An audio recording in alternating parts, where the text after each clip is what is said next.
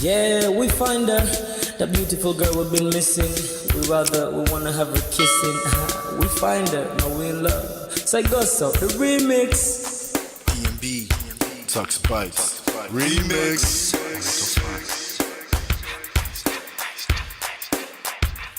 Now if I had to lose you like a bad phone connection, I'd change my game to get a better reception. Sit back, let's start this interaction. Don't fight the feelings, just a chain reaction.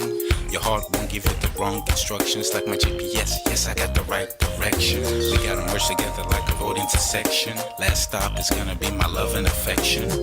I ain't like the mother dudes, they wanna call you shorty, but I'ma call you a beautiful girl. I took your picture home, my mama saw it, she's a very, very beautiful girl. I wanna put you in my video, cause you're so beautiful.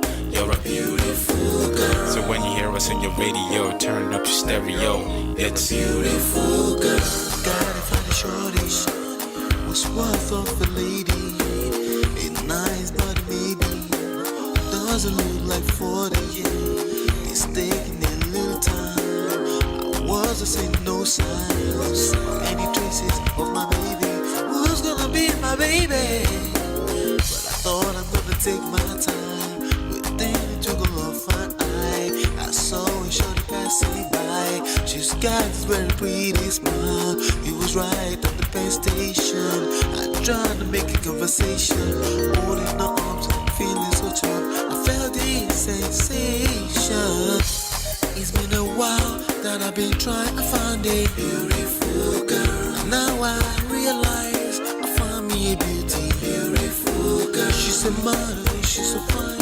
I just wanna take it by. Beautiful girl, sparkling eyes are killing it tight. I found me a beautiful girl. Body me LP, My wish came true when I saw you, girl. God must have blessed me with your beauty, girl. Looking so right from your head to your toe. Shaped like a cocoa bottle with a smile of a queen. My queen to be, you my destiny. Got a body of a goddess with your beauty. I'm impressed and I'm never in distress. Come on over and be mine. Been searching for a man and now all the cats keep looking to mine. With a sexy walk and a sexy talk, she must be from the planet called the sexy world. I know I ain't tripping, better yet I'm thinking put a ring on the finger, we look good together. Take your place in my heart with your beauty. I'ma say that I'll never turn away. Who would think I'm in love? Such the way she smiles at me just really makes me weak. The way she speaks to me just really make me go so weak. Keep staring in her eyebrows. All I kept on saying is wow. Your beauty shines and breeze at night. All I really want in my life. Oh yeah. It's been a while that I've been trying to find a beautiful girl. Fine, brown eyes. I found me a beautiful girl. She's my model, she's so fine. I just wanna take it. Beautiful girl, sparkling eyes, killing tight. I found me a beautiful girl. Yeah, beautiful girl, most beautiful girl. Yeah. Beautiful girl. Damn. Money, you seen her? Hot Ice, have you seen her? LP, have you seen her? I'ma go over to Tux Bites. I know you've probably seen her. He has a lot of beautiful girls with him. Tux, it's D&B, baby. Look. Beautiful. I look for a while, but I can't seem to find a beautiful girl so I can make her mine. Time after time, I've been searching for a while, but every girl I meet never seems worthwhile. What can I do? I pray to God for an answer. I feel pains in my heart like cancer, and when I find her, I'm gonna romance her. Lace several presents and gifts. Call me Santa Claus. I make a heartbeat pause. That's my girl, homeboy, not yours. The girl of my dreams, she's more than I ever thought. Show me ass and cut you. I think I'm getting punked. She's what I really want, so I'ma go get her. Since I'm a go getter, you know I'm gon' get her. And I will give her the world. Anything for my beautiful girl. Psych. Ooh, it's been a while that I've been trying to find a beautiful girl. Fine, brown eyes. I found me a beautiful girl. She's my model, she's so fine. I just wanna take it. Beautiful girl, sparkling eyes, killing miss your love that I've been missing. I miss all your hugs, your touching and kissing. Me love on the floor, the couch in the kitchen. One love enough, we done enough. Man of prestige. Ha! Now this guy win. Now you win. Now you win today. Now you win. Now you win. I agree. Man of prestige. Now man you be. I'm sure some people will be jealous now the way I talk about Ola. But I have learned a lot from him. That's why I keep telling you to follow him. If you don't follow Man of Prestige, now you know.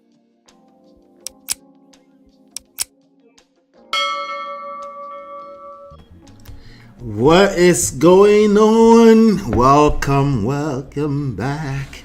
We're live. Yes, we're live. Saturday, the 30th of March, we're live. How on a day? I hope you guys are doing well. Welcome. Not too far. Welcome. Present. Welcome. Shout out to you. Shout out to Chinye, welcome. All right, hit the like button. Let's hit the like button. We didn't do any live this week, so I don't know. The algorithms might be slow to it, but we're just going to have a good time. We have a reaction to do. We're gonna have a good time. We're gonna talk today about the Japa marriages. All right, from Japa to cheating to UK deportation. She wants the marriage back. What is going on? This one is a long story, but we're gonna get through it. But welcome back. Shout out to you. I appreciate you. Shout out to all my sponsors. Shout out to More Fresh Life with Natu Adesua, Film Girl, Open Floor by Tima, Gorex Corner, D Love 3000, Yes TV. Shout out to all our sponsors. You can sponsor any one of our shows for as low as 99 cents. Our monthly goal for the month of March 2024 is $273.76. But we've managed to do what? Let's see here. Okay, we're at $202. We just crossed the $200 mark. That's up from $188 the last time. Again, we're not doing a lot of live shows. Please, as you're watching the videos that we're dropping during the week, don't forget to support. Hit the like button, share, subscribe, turn up your notifications so you're notified whenever we go live or drop videos, of course. We're on a journey, a long-term journey. We just crossed the 5,000 subscribers mark. Shout out to all 5,000 of you. 5,040 something now. We appreciate you, okay? But you're going to help us, okay? All you have to do is click like, share, subscribe religiously whenever you come by, okay? And anytime you're inspired to, you can sponsor our shows for as low as 99 cents. You can also download books. We have books, okay? My name is Ola, by the way, and I'm coming to you live from my Empire Pro Studios. I am a coach, I'm a teacher. I help people when it comes to personal development, relationships, when it comes to business and marketing. I help people. I also help in real estate. All right, and I have books. So I've written a few books. I have 5 books. You can download them, all of them, for free from manofprestige.com. Okay, manofprestige.com. And you can also see that we have some clothing gears you can get. If you have any questions, you want to sign up for coaching with me. Coaching with me is pretty affordable. It's not free. However, I do offer a complimentary one-time session. If you're interested in that, send an email to ask@manofprestige.com. And you can also hit us up on WhatsApp with this phone number right here if you're interested in coaching. All right, coaching and counseling. All right, what else do we have here? You can join behind the stage shows. We do have conversations behind the scenes on WhatsApp, and you can just use your browser, regular browser on your phone, to go to whatsapp.manofprestige.com. Or again, you can send a message here. We'll get you inside the group if that's what you're looking for. All right, we talk basically about life and relationships. We try to use trendy topics to extract from trendy topics,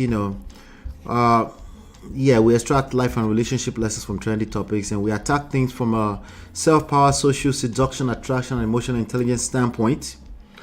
That's where we come from. All right. Now, over this past week, some of the trendy topics, really quickly, before I get going. Probably let me see, over the last week or so, we probably, should marriage be till death do us part? We did have that. That's a top video for us. Let me see. Let me see. Hold on 1 second. Okay, here we go. Let me just tap something. I just want to show something. All right, so our top videos over the last 7 days or so, because we haven't gone live again, we've been just dropping videos. I guess it's the Very Dark Man story. Okay, Very Dark Man, I think last time I checked, is still locked up because he was running his mouth on the internet. Marriott, welcome. All right, so there's some people like that there. So we talk about stories like that because they're trending. Obviously, we talk about social intelligence and power. We also talk about your mouth being a lethal weapon and learning how to leverage the power of the mouth in your favor and not against yourself. Okay. All right. So anybody who wants to play moral police, they should also understand that they will be judged in that same measure. Okay. Yeah, human beings will be your mate. They will check you. They will remind you that, hey, you were supposed to be holy. What happened? All right. So Very Dark Man and the drama between Very Dark Man, Bobrisky, and Portable is our #1 video over the last week. We also talked about this story we're going to continue today, which is the Japa Wahala, a UK-Nigeria couple. They report each other. So that was the top story this last week. So, and then the third most popular story here has been, believe it or not, Portia and Simon Gobadia. So we've been talking about that, but another story that's been cranking for the last 7 days is also the PDD story. So we're gonna probably reserve that for later on, but it's still catching up. It's a story that will still catch up, but we shall see. We'll continue to cover it. Who's the fool? We talk about Bobrisky, Very Dark Man, or who is the third person? Portable. So today, suddenly, shout out to Brother Ben. I saw his text message earlier on today, and it was like, we got to do a reaction to this. Before I knew it, I saw his reaction. I think he posted, it actually, the message was the video, so I was watching it. And I'm like, interesting. I was like, this is going to go viral. And then we will have to talk about it. And that's what we're going to do. Okay, yes, I was on Auntie B's show. Shout out to Auntie B. On Auntie B's show earlier on, we talked a little bit about that. We talked all the way to the point of, keeping work husband and work friends, talking to exes and things like that can literally destroy your life potentially. If you're lucky, maybe you'll be all right, but it can literally destroy. Those type of activities in the short term will soothe your feelings, make you feel better. You get the attention, the affection you need badly in the short term, but then you might just end up sowing a seed that can absolutely destroy not just your life but many other people's life potentially. So we already talked about that to that point. So I just want to play the videos and then we'll just relax and chill. I'll drop the link if you want to come in. I'll pin the link to the top if you want to chime in. And then in about a little bit less than 2 hours from now, we'll round up the show. All right? We're going somewhere. So just bear with me as we're growing the platform, growing the channel, growing the businesses. We're going somewhere, okay? So if you're rocking with us, shout out to you. All right. Okay, so with that being said, we're just going to dive right into the video. Anybody say anything? Any points of contention? But Ben, welcome, brother. Welcome. Oh, you're talking about VDM. Okay. Very Dark Man. Very Dark Man comes up to me. Let me see if I can show a picture of him. He comes off as a man who has lost his way, but he's trying to find his way back. But I think certain demons are still haunting him. So he can't help it. He has to drag people and things like that, you know. Yeah, he has to drag people. So a lot of people say, hey, you know, he's speaking to the power. Yeah, that already sounds weak. I bet you didn't see that coming, right? That already sounds weak. Speaking to the power. There's a place for that. There's a place for activism. You know, that's very dark man right there. Just in case you're wondering who the hell is very dark man. Just in case you're wondering, that's him. It's a young man who blew up, got a lot of attention, he had a lot of opinion. He was dragging people that were selling bad products, bad skin products. So he's done some work that people can say kudos, you know. But then he literally chimes in on anything. He has something to say about everything. And while that is not a crime, if you're judgmental, you know, for example, dragging Wumi, Mohbad's widow, you know, and just thinking it's all about cruise. Yeah. So now he dragged Bobrisky, and I don't know, I saw another theory from somebody else said,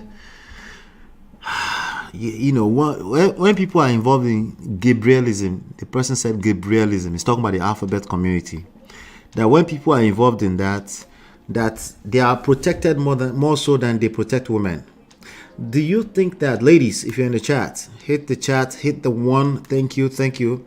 Let's ping everybody else into the room. Hit the like button, thank you. Hit the like button. All right, the algorithm is now waking up to us.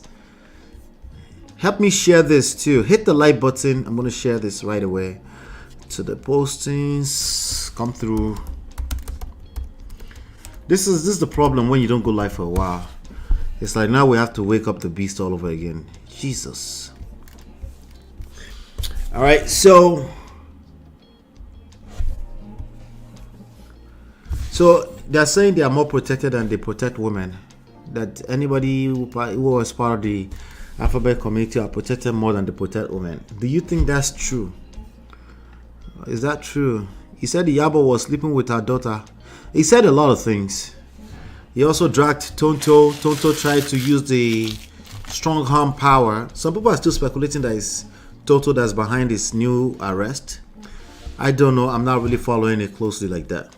You know? Yeah, in Nigeria or in US, anyone, if you think there's a difference, tell us the difference. Do you think people in the alphabet community are protected more than women? In Nigeria, coming from the north, 100%. So, wait. What do you mean 100%? Clarification, I beg, clarification. Are the Agege people more protected than women? Is that what you're saying? I'm just curious. Not to concern me. I'm just curious. All right, let's see. Let me know your thoughts, but I want to get into the video. Let's start playing the video, and then we'll start. Yeah, this is about 3 parts video, as a matter of fact. We're not going to cover it, but we're going to tackle what we can tackle. Natu says Atiku, Namadi, Sambo, and rest of them are bisexual, and I know without a doubt their boys are protected. Eesh. Alright, I'll take that off the screen. Let's protect the video. Alright, let's get started with this story. Japa to cheating to UK deportation. She wants the marriage back. So let me do a quick recap. Okay. Yes, he was calling the Nigerian police by name. That's, yeah, you know. So it's either he's on an S mission, like S, the big S word, the ultimate S. Like, or he knows what he's doing. I doubt that he knows what he's doing. He might just be more also on an S mission, knowing fully well that if he comes out, he will be much more popular. It's probably just another level of clout chasing. I don't know. That's what it looks like to me, okay? Because why would you feel the need to call all those people out? You know? But anyway, we're going to get into this story. Friendship to conclude. Why is that so loud? Jesus. Is it too loud, ladies and gentlemen? Let me know if it's too loud. We're going to get into this story. And basically, the story is broke out about one week ago or so. I actually covered it when another content creator, Nurse Kemi from UK, but Ben's prodigy, according to him, she told the story. The guy, basically, the guy, so the girl called the police on the husband, and they were in UK, and then called the police on the husband, and then the husband was now up for deportation, something like that. Removed his name from CSO or COS. I don't live in UK. Some kind of document, certificate of stay, something like that. So maybe COS. And then removed his name from that.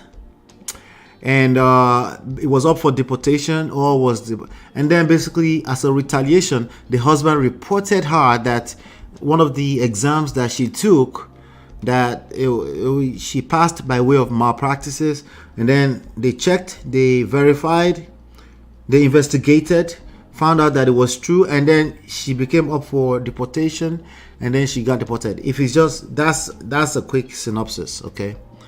That summary already told me at least where's the rest of the story, right? At least, okay.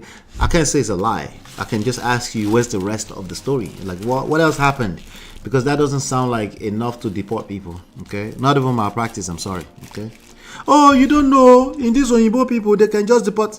I beg, stop the cap. Beg. Stop the cap. Is it your matter they are walking around looking for? They don't just, it costs money to deport you. You keep forgetting that it costs resources to be worried about your case when it's minuscule, when there are people committing fraud worth millions of dollars. All right, so it's not just as simple as, even when both people know that it's not just as simple as catching thief. It must be worth it, right? Certain resources. All right. So with that being said, let's go ahead and talk about it. Natsu says, yes, the Agege people are more protected, especially the North. They are big on this. More nonsense. Maybe they are protected because it's taboo and the friends would not want to be outed.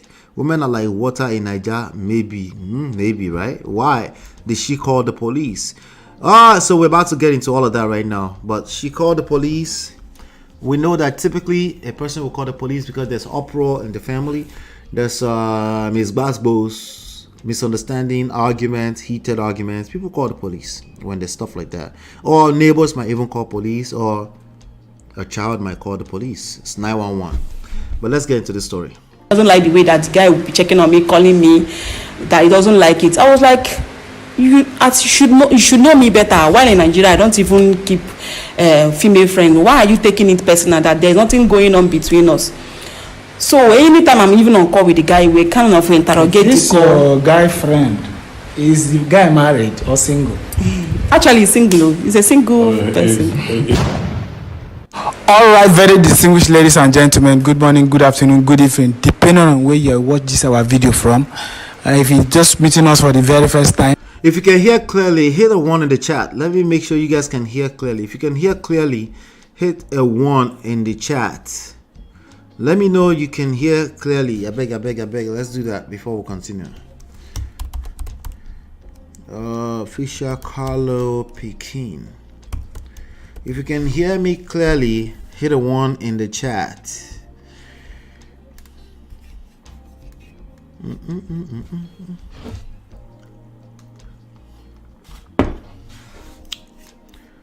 Tap a 1 in the chat if you can hear me clearly.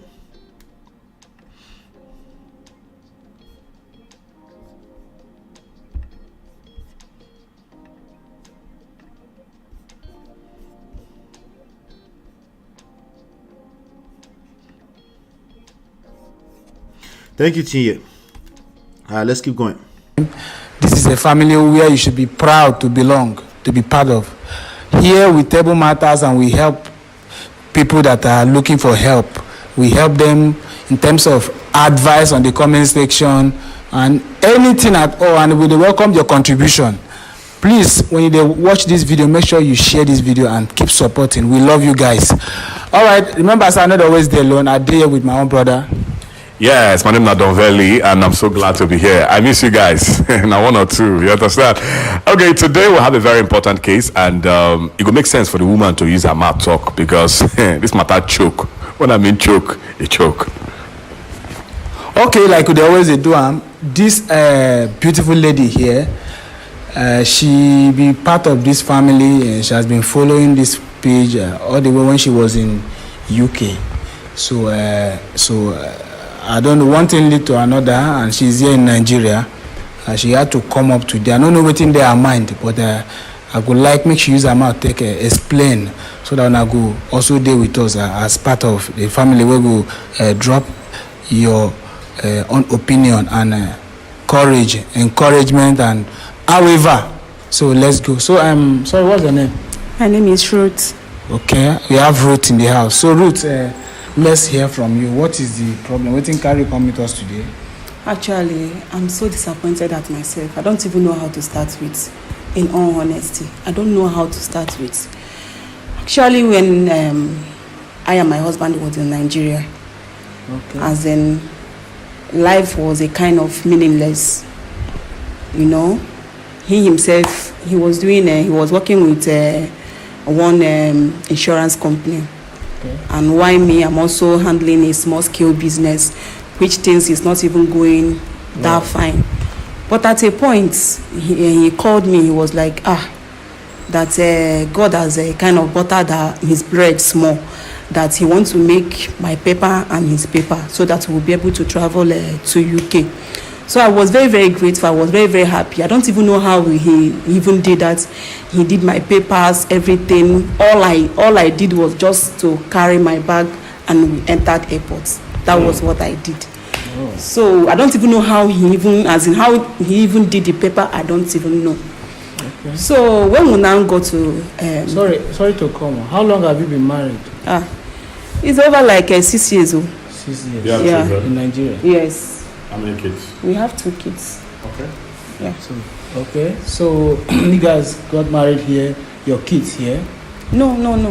I mean, like the 2 children are here, and I get the 2 children. Yes. Okay. He was one that did paper for all of us before we now traveled over to that place. Okay, so go ahead. So when we now get to UK, already I have a certificate as a nurse. Okay. So when I now got there, I applied and they take me as a nurse. While he himself, he have a business that he's also doing.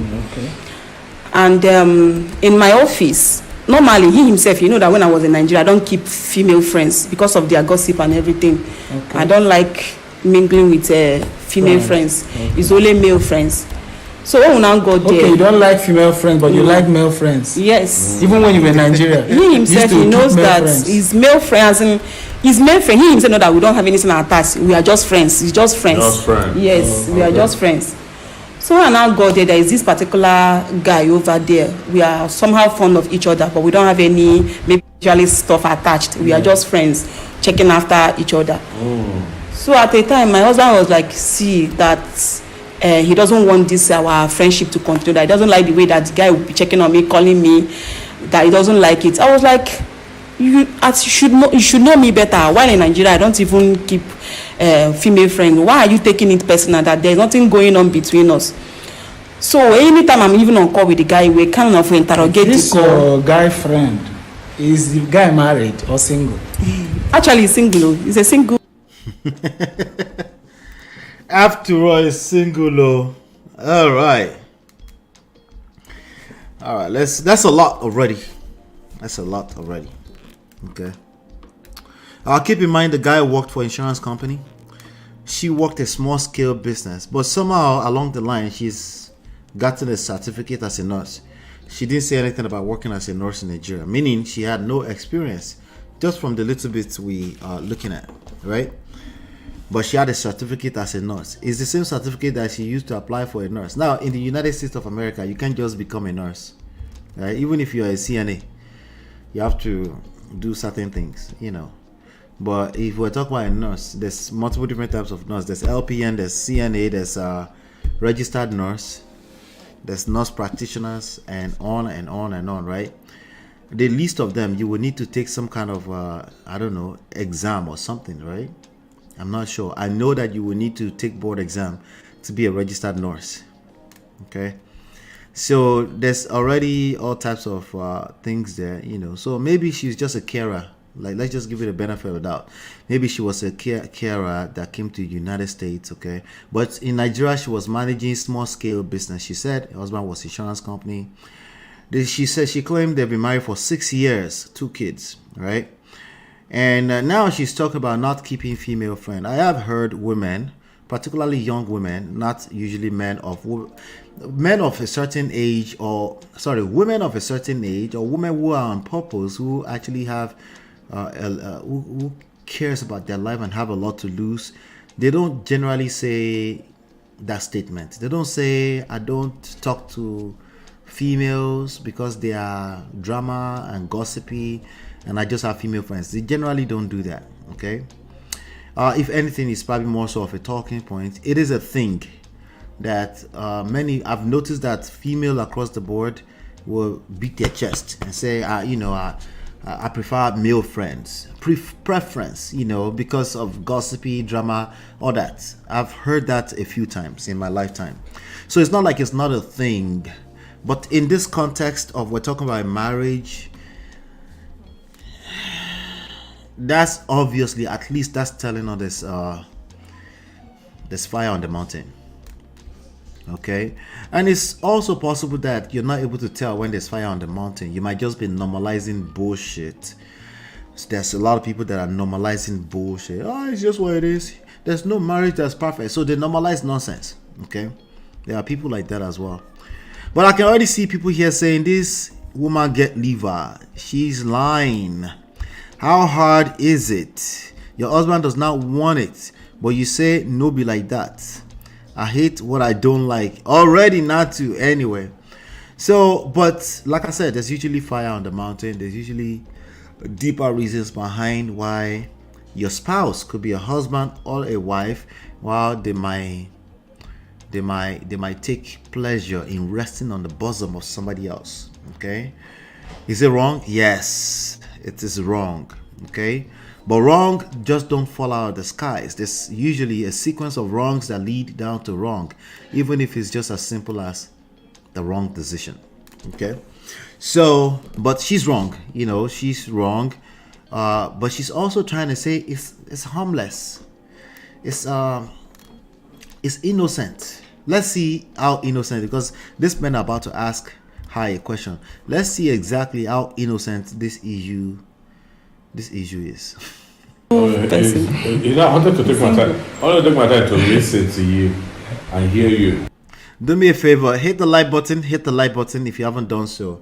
Hit the like button, share, subscribe, turn up your notifications so you're notified when we go live. No worries, we'll be back to live in no time. It's just the best option, but for now, we have to work with what we got. Just Saturdays at 5 p.m. Okay. Just Saturday at 5 p.m. Let me see how many likes we're missing. I've got about 9 people watching this live. Okay, I think we're up to speed. Thank you, we appreciate that. We got all of our 10 likes. All right, yay. All right, good. Let's continue. They're about to ask her about this bestie relationship.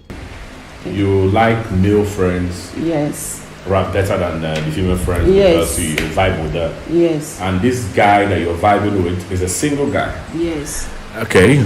What does the word marriage means to you? I'd like to continue. Yeah, because where I'm coming from now, you're married, you're not single. Yes. So you're not considering your own thoughts, aspects, and not your husband's area. And you know that I don't have anything to do with the guy. Don't have anything to do with the guy? Yes, we are just friends in the office. He calls you, he checks on you. Yes. All right, continue. Let's not interrupt you. So he say he was like a kind of taking it personal. Why is he always checking on me, sending me text message? At times he will even bring food, as in we ask bring tell vendors to bring food for me. Oh, the guy will send vendors to bring food for you. What is your husband doing? Wait now, what is your husband doing? Now the guy they send vendors to bring food. Didn't they bring flour and gifts to have you? Your No, birthday? he doesn't bring flour. Does he All I send- know is that he cares. Your birthday, does he send you gifts? Yes, of course. So I want to know the role your husband they play because this guy now your husband they play same role. No, don't take it personal. I didn't take Like I was even telling my husband that and that he should not take it personal. No, I'm not taking it There is personal. nothing that is attached. As in, we don't have any Attachment. Yes. It's just a brotherly love. Let brotherly love continue. Yes, that is it. We don't have anything attached. So there was a time I came back from work. He himself, he came back. The guy just called, and he noticed that it was the guy that was actually calling. So the way he just collected my phone, that I have told you to stop talking to this guy. What is your problem? This. Started talking. At the time, he now slapped me. Omo, I nearly fainted. He changed that for you. God. Where you go from? From Imo State. Hey, where are you? So it wasn't funny, bros. The slap wasn't funny. To the end that I even fell on the floor. That slap is, I call it accumulated slap. It's not What funny. the holder says. When they want gives you go holder. It's Finally release her. Bros. Intercontinental ballistic missile. That's what we call that slap. It's well. It's well, my dear. It's well. Okay. So when he now gave me that slap, I was like, has he gotten to this? And I was very, very furious. I was very, very angry. I'm already tired from the office. So coming back for him to collect that kind of slap, I did not expect it. So with that anger, and I called police. So they now rushed to the apartment. They were now like asking, what is the problem? They already see the mark of the slap. They were like, what happened at the time they now arrest him. So immediately your husband slapped you, and you were very furious. So immediately you picked up your phone and called the you police. even call his family. Because I You can't called fight police. him. The cop. Yeah. One of them in Nigeria, how far they do like this? No, So because this kind of incident has not happened, So where the mind come from as you enter that place? Because I fell. Immediately he slapped me, I fell on the floor. I was like, maybe he will give me another one. That was the reason why I quickly called So when the police came, what happened? They arrested him. So when they arrested him, he stayed for some time at the police station. So when he now came back, the way he was acting, he was a kind of acting strange, I don't even know his mind again. I don't even know the area he's even going again. I don't understand him again. So at a point I was like, it's like he even deserves a kind of more punishment. So I have to call office that they should remove him from my CSO, that certificate of clinical Sponsorship. Certificate of sponsorship. Thank you. Okay, for that way. Yes. You know, so me, I never go abroad before. For that way, certificate of sponsorship. Because my husband. Yes, it's the one. It's the one. So I now tell them that they should remove his name from that. So when they now remove his name, things became worse. As in, Okay, they remove his name. yes. They remove his name. Yes. Want to Who say bring this money when I take go this abroad? Actually, I will not lie you. It's the one. because it come like say my ear dey pain me. You tell me say you don't even know how this man get this money, take arrange paper, wait to ama comot. So And you don't know whether he sell property or he do one or My two. brother na anger. Na anger. Anger is a disease. so Let's blame it on the I was anger. very, very angry. they now remove him from the COS. Yes. What hear this story? Yes. I want to hear Let's this story go. to the end. Would you hear So as in, when As they removed in- him from that, God, it was worse than I expected. Not Worcester. It was worse. Before you know it, one thing led to Worse another. Things was somehow difficult. Even me, that even did the. All right, the all act. right, all right. Let's slow down. Oh my God, she said it was worse than I expected. All right, there's a lot to unpack there. I'm intentionally playing maybe about 5 minutes chunk at a time, so we can get through a good piece of it, right? She said she liked male friends more than female. Okay, that sounds. I forgot to say that sounds very extremely childish. Okay, if you're married to that kind of person, I'm sorry, I'm sorry that you end up married with somebody like that, but your issues are deeper. Come here. All right, it's going to get worse. Okay, if you're married to this kind of person, that's basically come from a childish place like that. It's not just in the case of liking male friend or more than female that they will reflect this behavior. They will show this behavior in other aspects of life, this childish behavior. Okay, so keep that at the back of your mind. Okay, now there was a question that gentleman to the left of when you're looking at the screen, he said, what does the word marriage mean to you, when he was trying to make a point about the friendship thing. This is one of the problems of the so-called advisors that you will find out there these days. Okay, at least that have basically been the prevalent advisors. Even some therapists move that way. They'll ask, it's basically a jam question. Okay, what does the word marriage mean to you is a jam question. If people are participating in bad behavior inside of a marriage, they already know where you're going. They've already concluded that they want to participate in bad behavior. It's a matter of survival. It could be emotional survival. It doesn't justify it. But asking them what does the word marriage mean, at most, at best, it's just condescending. Okay. So as you can see, he caught himself and said, you know what, let's finish the whole story. He caught himself and he stopped himself in the tracks. Now, this lady claimed that they kept bringing food for her at work. Some other dude was bringing food, and he asked her a very valid question, like, is your husband bringing flowers, all this or that? They said, no, I just know he cares. All right. So what does that tell you? I just know he cares, but that's my friend. There's nothing there. It's completely innocent. That is not a person that needs to be a wife. That is not a wife, essentially. Okay.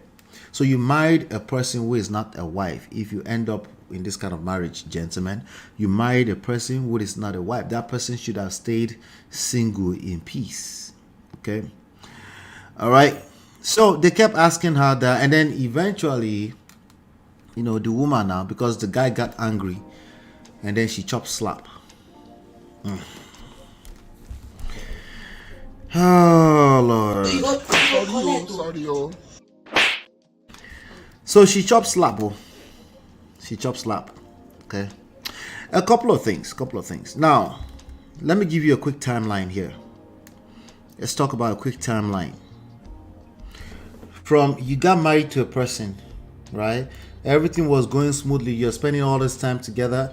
You're calling them your best friend because you're spending a lot of time together, and then you're falling out of love, and then you have friendship with other women or women. It doesn't matter. But this relationship you have with these people is rubbing your partner off the wrong way, right? And then it's time for you as a full-grown adult, man or woman, to make a choice in terms of where you want to engage your shalaye. And then you are busy saying he's just a friend. Okay, if your spouse leaves you and dumps you after that, you deserve it. Because somebody needs to help you make a decision. It seems like you can't make a decision. You don't have your priorities in order. All right, so somebody's gonna have to help you make that decision. And if your spouse help you make decisions so that you can become exes, it's not the end of the world. It's not do or die. It's just what it is anyway, because you've made a choice. Right? So even not making a choice is a choice. You did see that, right? Yeah. Even not making a choice is basically a choice that has been made. Okay? So so we're moving now, right? You made a choice, you want friendship. Now, you now gave her a slap. At that point in time, we have to shut everything. There's certain actions you take, either as a wife or husband. There's certain actions you don't come back from. We don't get to say, oh yeah, but he caused it. No, we don't get to say that. You lay your hands on somebody else, you should go to jail. For your own good, as a matter of fact. Because you might end up in a life sentence if we don't help you. You should go and sleep in jail for 3 days, a whole weekend. It's actually best when it's a Friday, so that no judge can answer to your case. So that no judge can answer your case until Monday, and then they can see, okay, all right, you've calmed down. It's for your own good. You should sleep in jail. It doesn't matter who called the police. It could be your partner, your husband, your wife, whoever the person you slapped, or your children. Okay? But clearly, you're not capable of de-escalating a very basketball situation. So if they call the police, it's for your own good. It's to put safety first.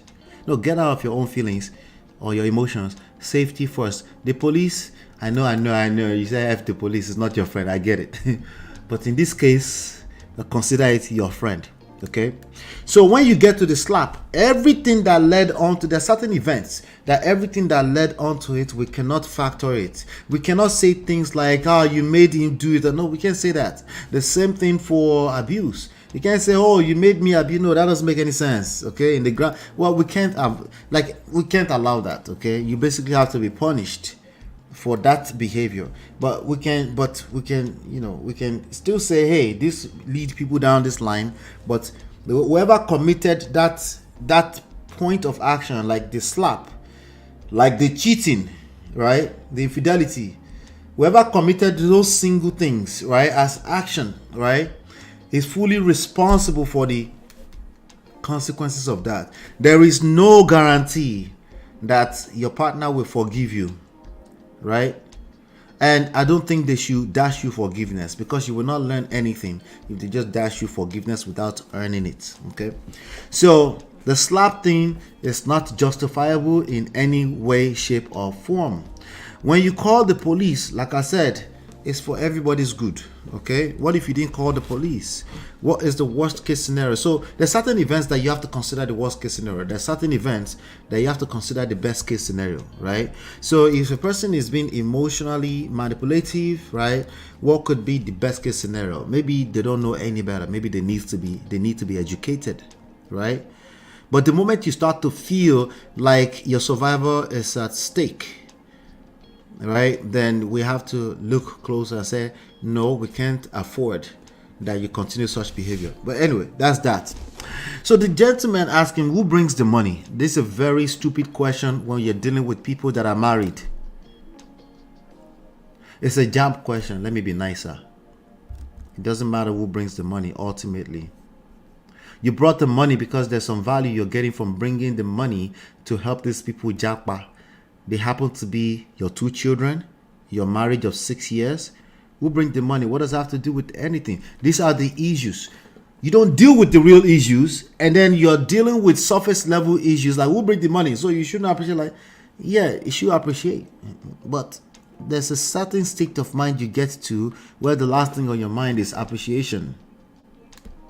So, for example, case in point, you dash somebody's slap. Appreciation as how? I was your wife. I was your husband. What do you mean? Right? It doesn't make any sense to be asking that question. Who brought the money to the table? But Ben says, MOP, no slapper again now. Okay, I won't slap her. Any married woman who actually allows another man to be sending food and giving gifts is looking for wahala. Precisely. Yep. And then she said, thank you, Brother Ben, for reminding me. She said, I think I wanted to punish him a little bit more, and then you now call the police to remove his name. That doesn't make any sense. It doesn't make any sense. The only sense it can make to me is that marriage had no real foundation in the first place. That's the only sense I can make out of that. It sounds like somebody who is just looking to justify BS. Let's continue, Sha. Let's continue. Let's play a little chunk more. Of calling them to remove him from that, I wasn't even comfortable again because things was not moving fine again. So at a point, he now, as in they now, the thing now led him to travel to Nigeria, as in they kind of. Because he doesn't have a place to stay. He's been deported now. Yes. So that now led him to travel back to Nigeria. I and my kids, we were just living, you know. Then when he actually left, me too, I wasn't that comfortable because some of the responsibilities, he has been the one doing it.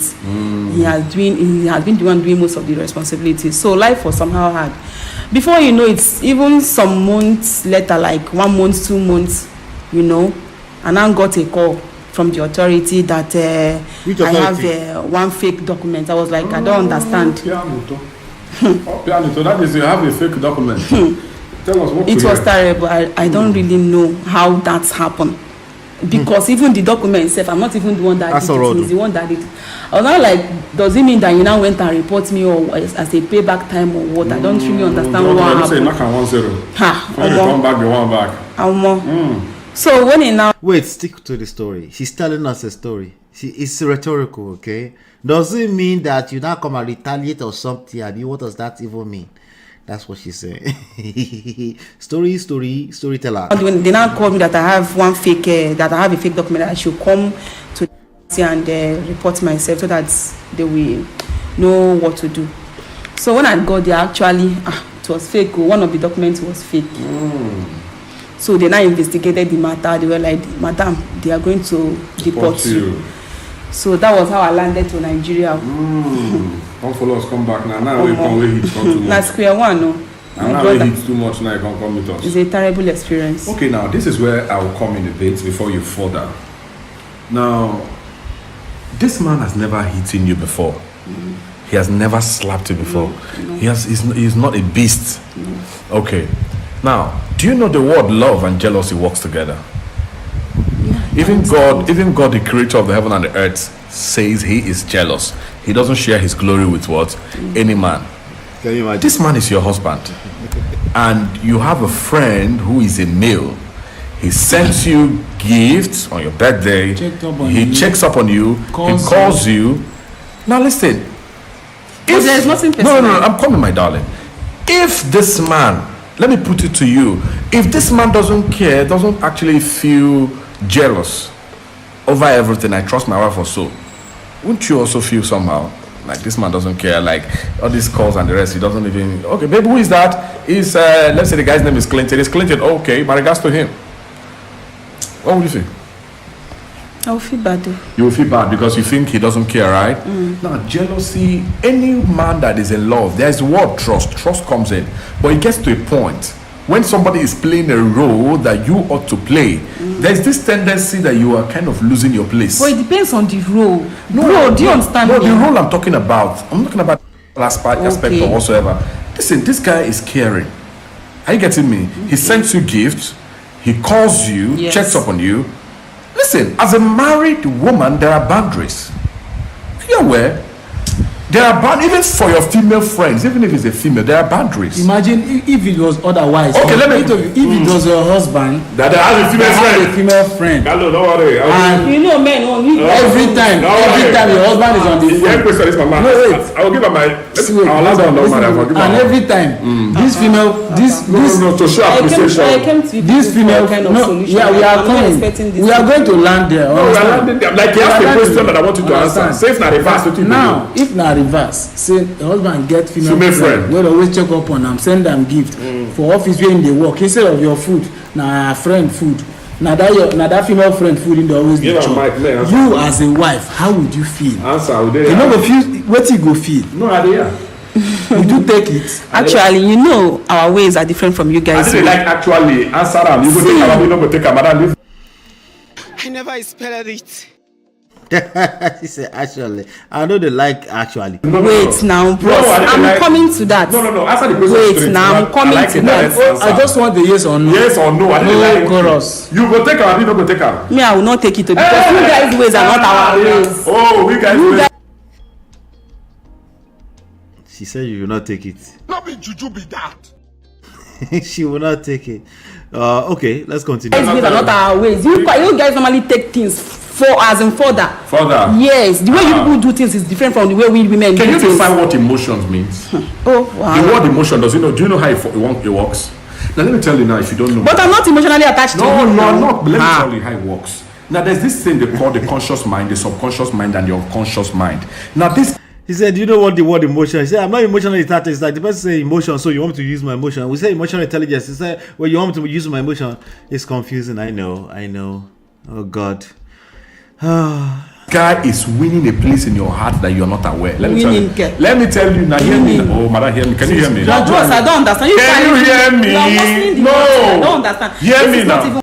Here's the problem with emotions. If someone is being emotional, you're trying to explain to them that they're being emotional, it gets worse. It's not gonna work. It's emotions, remember? They're not supposed to understand what you're talking about because they're coming from a place of emotions, right? Now there's some people, if they're not all the way there, you can still say, hey, stop being emotional. But if you tell me stop being emotional, I catch more emotions. I don't know about you. So it's something that we can reference in other conversation that doesn't involve me as a character, right? Keep that in mind when you end up going back to your husband, your wife, and you say you're being emotional, and then they get more emotional. And you say you're crazy, and then they act more crazy. You understand where they're coming from now, right? Because you are basically helping them manifest. Anyway, this was a lot. Oh God. Yvette, welcome. Yvette says she has lied so much she's sitting in the crooked position. Wait. There's a lot of lies going on here. She said he traveled back to Nigeria. That means he was deported. And then she talked about when he left, I wasn't that comfortable. Okay. Most people, when they have committed this type of atrocities, it's not something they're going to admit to. There's other issues that led down to the point where they are now self-destructing. And those other issues are huge enough for them emotionally that they're willing to use it to justify all the wrongs that happen after that. Okay. So you might see a person that pushed their husband away or their spouse away, or they kept acting badly, and then eventually there was a divorce. Most of them will never admit that they were, because there's more than enough events that they can point at and they can say, hey, it wasn't my fault too. So they will justify it. Okay. They feel justified by whatever it may be. So for example, your husband that you call police on had left you, right? And now you're now like, I wasn't that comfortable. That is the last thing they will go to their grave, not admitting to that if they have to. That's why I say, if you're fantasizing that this might be your own story after your wife has left you, you might just have a shocking rude awakening. That's how they say, right? Yeah, that's what I'm trying to say. All right. They will have, there's enough events for them to continue to justify wherever it falls. Waiting for the end in the story is not your best point of leverage. Okay, you have your rest of your life. This is not a Nollywood or Hollywood movie. Pick up the pieces and recreate your story. That's where all these viral stories are coming from. People are looking for the end stories. Okay, there's so many already the end, but a new story is started again. Either you're intentional about it or not. Right? And then anyway, then this young man said he has never slapped you before. He's not a beast. I don't care if you're in Nigeria. I get it. You're in Nigeria. You're not supposed to know any better. Now you know better. Please don't say stuff like that. Okay? Don't say stuff like that for your own good. I don't say things to you that is only to benefit the other person. I only say things that is for your own good. Don't say things like he has never slapped you before, so he must be, he's not a beast. Okay? When people die and they go to heaven, have they died before? No, once you cross certain lines in life, you cross that line. There's no coming back from it. Right? Now, there are reincarnations, beliefs of reincarnation, akudaya, all type of stuff. There's second chances in life. The point is that nobody owes you second chances when you cross certain lines. Right? You can't say he never slapped you before, so that means he's not a beast. The person you're talking to was the person who got slapped. So whatever you're trying to accomplish talking to them in that way, I'm not sure how far you're going to go because they got slapped. It's like going to Chris Rock and say, he never slapped you before. Will Smith. It doesn't make any sense. So you should forgive him. No. You don't get to manipulate people when it comes to how they should respond to certain points of no return. Okay? So now they try to use that to justify jealousy, and then you might have trust and all this kind of stuff. Let me give you a couple of tips here, okay? All marriages will go through a state of crisis, okay? Because growing pain, that's how you're going to create a frame of reference so you can know what's bad and what's good. You don't know what you're doing when you go and say I do. It's just true all the time. Okay, so there's going to be some basketballs, some crisis, everybody's going to happen to everybody. Okay, and when that happens, many things that you've believed in will get questioned, right?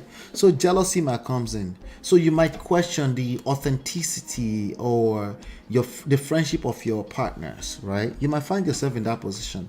And this jealousy thing does not always creep in only when it's the opposite gender. It might be the same gender as your partner. Now, obviously, today in 2024, it doesn't matter. Somebody else may be benching who is the same gender may be benching your partner. I know you didn't see that coming. It's happening. Okay. In fact, I saw a video earlier of a lesbian Nigerian lady who gets dragged all the time on Instablog Nigeria earlier on today. I mean, these things exist today. Okay, so it doesn't matter. But the point here, there's a friendship with your partner, and that friendship is making you feel some type of way. You have options. You have options that can better serve you. Okay. Now, I'll talk to you if you're the one who is feeling insecure about some friendship of your partner. I will also talk to you if you are the one that your partner is clearly telling you that this friendship is making me feel insecure. They often don't use the word insecure because remember, they will justify the BS until they bite. Right? They are not willing to admit that they're insecure. Most people, they won't. Okay, it's your responsibility to see that for what it is. They don't feel secure. Okay. So let's deal with the first one. Your partner, right, has some type of friendship. You don't feel comfortable about it, right? You can express it, okay? You express it. You say, hey, I'm not comfortable with this friendship. You're insecure, like, I guess I'm insecure. Yeah, that it doesn't make me feel secure. I don't know why. It makes me feel some type of way, whatever it is. But there's something about that friendship I'm not comfortable with. If there are no deeper issues in your marriage, right, they will have a conversation with you about it. Like, why? What happened? Did you see something? That will be the nature of the conversation, right? If the conversation goes this way, there you go again. There you go again. You chase all my friends away. Baba, auntie, there's issues with your marriage already. Oh, that friendship is not the issue. Come here. That friendship is not the issue. Okay, if the conversation goes like this again, if they go, really, what happened? Okay, what happened? Did you see something? I mean, let me know if you saw something. That means you guys were in a good place, and out of nowhere, you just came with, you're not secure about that friendship. You guys will have a conversation about it. You can clear things up, and you might even hear one or two words that will make you feel a little bit more comfortable, right? That means you guys are good. But the second scenario is usually the case. And that tells me that that friendship is not really the issue. That friendship might actually be the symptom. It's the surface level things that you see when people are not feeling connected with you. Is it your fault? Do we have to bring the word blame and fault into it? If you want, yes, it's your fault. Okay? If you need me to bring blame into it, then it is your fault. Okay? It is your fault. Did I get your attention? Great. Now let's talk more. It doesn't have to be your fault. It could just be the dynamics of our relationship play out.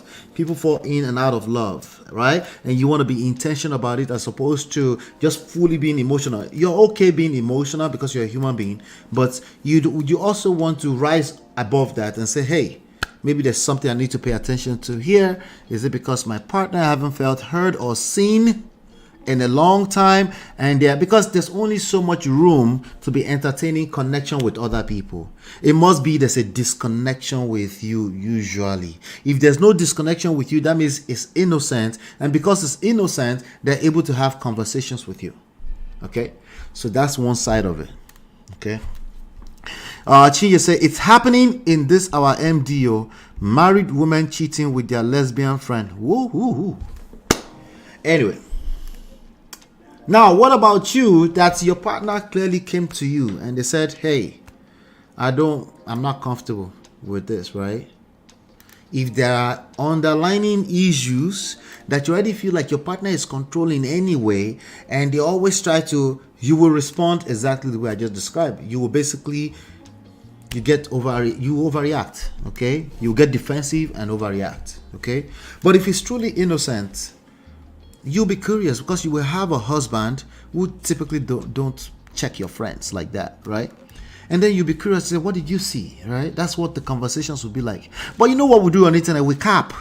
We just act like everybody's evil, which is not true.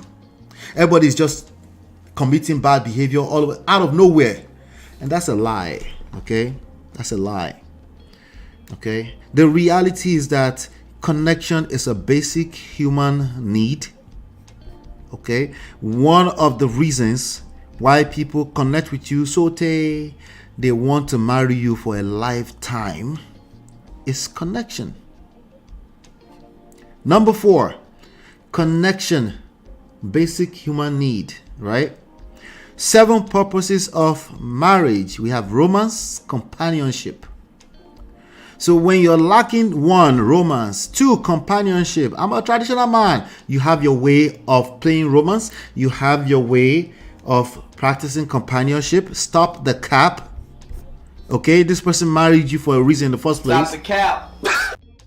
Nobody's asking you to be kissing in public inside of subway. No, that's not what we're talking about. We're talking about how you used to do it when you wooed this person. What happened? Where did he go? Because if I let you do it now, you will basically justify the BS with logic. What happened? There's a disconnection. If there's a disconnection, maybe, energy is neither created nor destroyed. Where's that energy going, bro? Is going into the bestie? Is it going into the bestie friendship thing? 606. Thank you, Brother Ben. I was supposed to drop the link at the top of the hour already. I'm gonna drop it right now. Where did he go? This is deep. This is deep. Let me drop the link real quickly. So let's stop the cap. It's very easy to lie to ourselves and say it's just because the other person is just evil. It's not true. That's not the complete truth, at least. Maybe it's half a truth. Where is the rest of the story? Everything I do, I will. Pressure to what? Pressure to Muiboso. Anyway, let me play a little bit more. Let me see here if I covered everything on it. So jealousy is a thing. Yes, absolutely. But if you're addressing your jealousy from trying to disconnect your, if you are the person, if you're the person that your wife or your husband is engaging in bad in relationships like friendship, bestie relationship that makes you feel uncomfortable, say that once and let it go. Okay, let it go could mean a couple of things. Okay, at most say 3 times. Okay, let it go could mean let go of the marriage or let go of that, and they will burn themselves. They will come back to you. Okay, you have to let them go. Okay, they will burn themselves or let the marriage go. You're not justified. You cannot slap a person for that. Okay, you don't own them. Okay, if you are the other person and you're in a place where you're willing to listen, you have a friend that you really care about, but your spouse is not comfortable with that friend, choose one. Don't make me choose. No, we're making you choose one. Let the other one go. Priorities, that's what makes you an adult. Okay, you're letting one go because when you have something you value so much, it comes at a price. It comes at a cost. Okay? So if you're the one complaining, you have more power than you realize. If you're complaining that your partner has a friend that they just won't let go, no, you need to be letting go. Let go of the marriage or let go of that issue. Because you know what you're going to do? You're going to push them away further towards that person. And then you'll be waiting for the end of the Nollywood story. It will end. Like, it will end. But let me bring Brother Ben to the stage. Brother Ben, how far? How are you, sir? My day, Just give me 1 minute. Okay, no wala. Just talk when you're ready. Chisola, thank you. All the I'm a traditional man nonsense is unacceptable. Yeah, it's BS. There's a way you play love. It stopped. Whatever that is in your culture, it stopped. In your way of doing things, it stopped. And yes, when it stops, sometimes your partner might be confused. They might start asking for what it isn't, right? They must start asking for, for lovey-dovey that they never had. That's because they're confused. What they're saying is, essence, is that they missed what used to be, right? If you're willing, you work on that. Okay, let's play a little bit more. Listen, hear me. This guy, you don't have anything in mind. Oh, let me address this before I play the rest of it. They said there are boundaries. Yes, there are boundaries. Okay, there are boundaries, absolutely. But I think it's preaching to the choir. I think it's too late, right? When a woman is entertaining a friendship, a bestie friendship, and now you're busy preaching to them that there are boundaries and stuff, sure, you're right. You get to be right. You're right. Yeah, but a person in this space already, they are okay with committing bad behavior.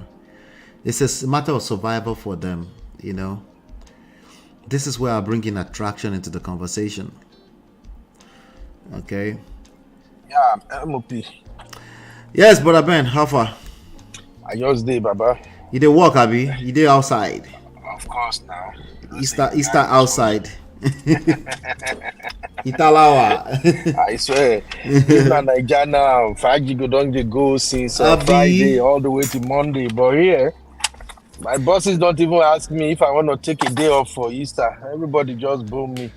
So that's the part that us Japa people cannot cap about. The Christmas and the Easters. Honestly. Yeah, brother. I'm enjoying your analysis of this situation. That is why I said it to you, because I don't even have what it takes. I don't have that patience looking at all the details of the relationship, because the whole thing look messy.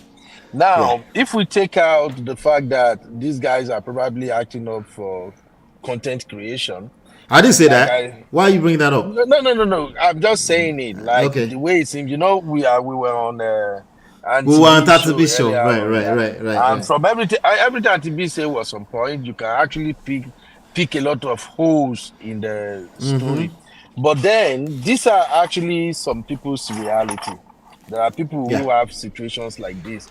And I know we've examined the video. Some of us have watched it over and over.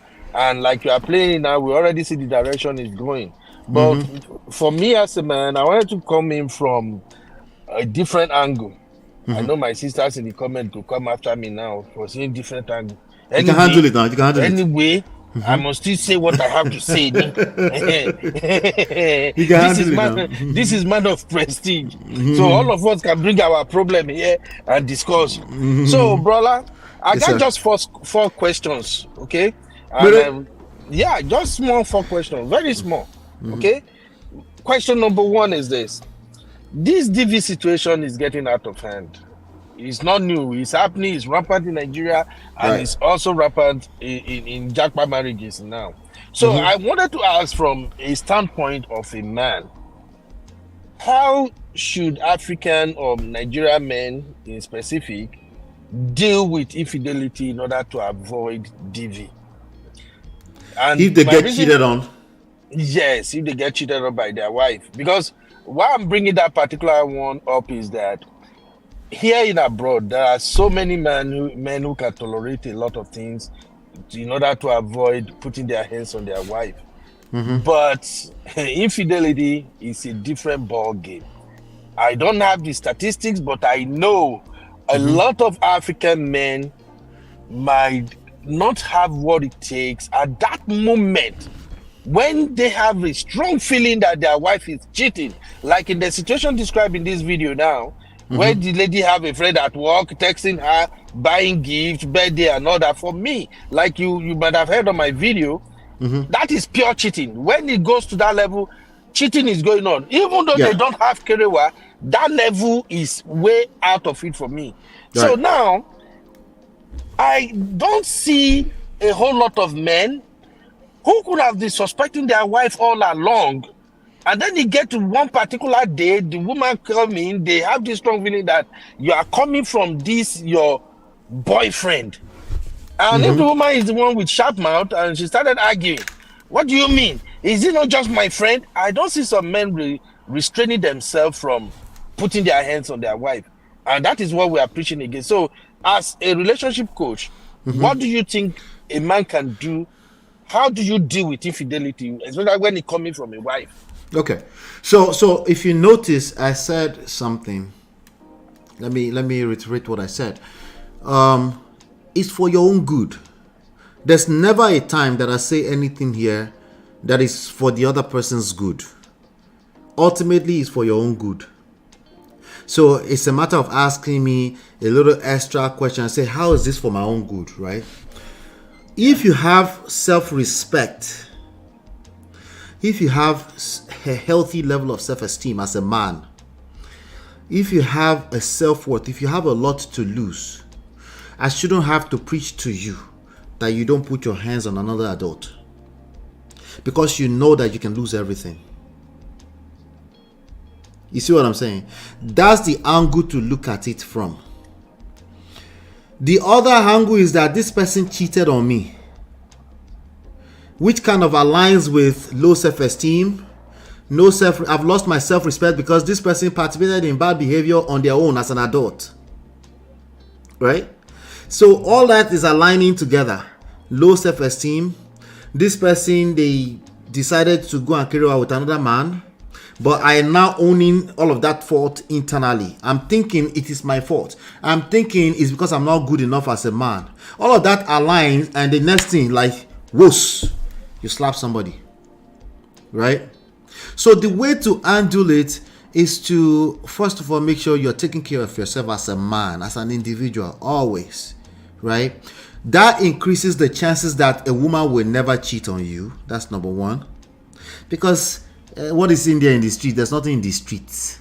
When a man loses himself, does that mean the woman is justified to cheat? No. I'm saying if she has bad behavior, she will participate in bad behavior because she will see better options. Right? Now, if she's that extreme of an extremely bad person, let's say the whole world is right, she's just a bad person, she will still cheat anyway, and you, knowing fully well that you have a lot to lose, you will see that for what it is. So like, oh my shield, well, I have to move on. I'm letting go of this situation. I can't let you come and destroy my life because you have bad behavior. Right? It's sad. You will cry because we're talking about your wife. Right? But you'll be fine if you have that background at the back of your head. If you're a man of purpose, if you're a man on a mission, you have a purpose that's bigger than yourself. How much more your wife? Right? You're not going to have too much time to dwell in that funk. You will cry because that's your wife. It will hurt, right? But you won't shoot yourself on the legs in the spirit of you want to prove that you are right. It's your right. There's no human being is your right to. It's all a privilege at the end of the day. What if she died? Will you not remarry and move on? Or go to jail? Or go to, you're talking about the DV part. I'm talking about what if she just died natural cause? Right? Either way, it's all a privilege that we're here doing life together. And I'm the price. You're also my price, because if you're not the price, I don't want you anyway. Right? See, it's a mindset thing. That mindset has to be solid. If I tell you don't beat your wife just because I said don't beat your wife, if you're a beater, you will beat. It's because there's no solid purpose behind what I said. I'm just giving you a rule.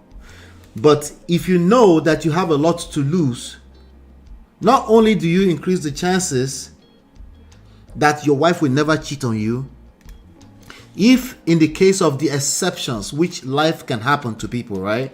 You happen to be somebody cheated on you and you're such a perfect good guy, you've walked a straight line, nothing happened there. then you will pick up you will cry small, you pick up the pieces, you move on with your life. Yes, easier said than done, but remember, it's for your own good. So I'm not saying anything to do for me or for her. It's for your own good, so you don't finish your life because one person decides to collect quikus from somewhere else. Yes. Yeah, I agree with all this point, brother. That's a very good one there. And for me, I've always been an advocate of two-way divorce street. What I mean by two-way divorce street is that, especially when you live abroad, the moment as a man you think that your wife is pushing you, she's pressing your button, maybe you are the one who is actually in the wrong. Yeah. You don't want to change. And right? Yeah. Just let it go. There are a lot of men who don't want to change. They will know what they are doing is bad, and the wife will continue to complain, and they don't want to change. So to me, the moment you know that, okay, what this woman is demanding, you can't do it. Right. And you are always at loggerhead, and it's heating up all the time. Instead of going that rabbit hole of putting your hands on her, just call lawyer. We all know it's 50-50. Just let it go. Just you let share whatever it go. you have 50-50 and you start all over again. Then that way, you can live your life without having to answer to her. That's just my take anyway on that one. You know why they won't do it? Because they are obsessed. They want to be right. You're right. Continue with your next question, I beg. Okay, number 2. Yeah. Should men take a cheating wife back? I have my reason for asking this one though. Right. And like I said, me basically most of the things I go with is what I've seen in reality.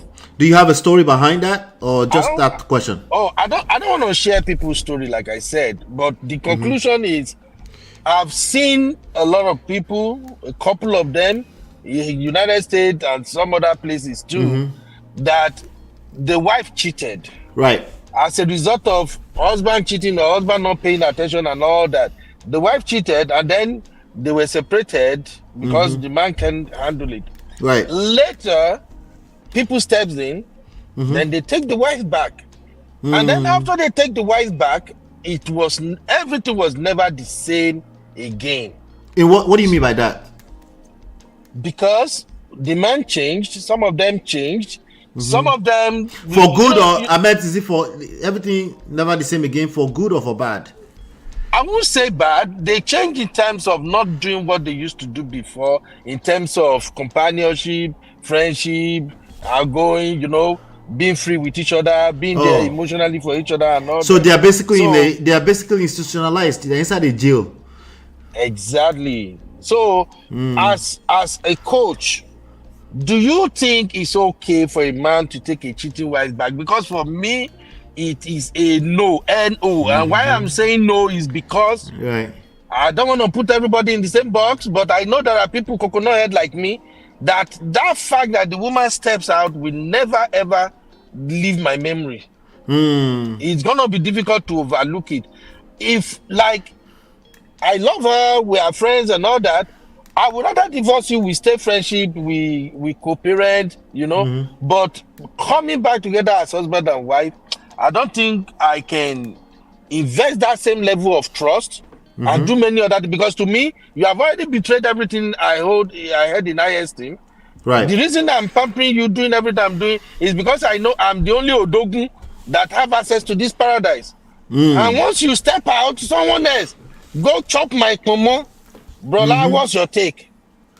Okay, so the answer to your first question, just on the surface, is that it's up to the man. That's the answer. It's not diplomatic, it's just the truth.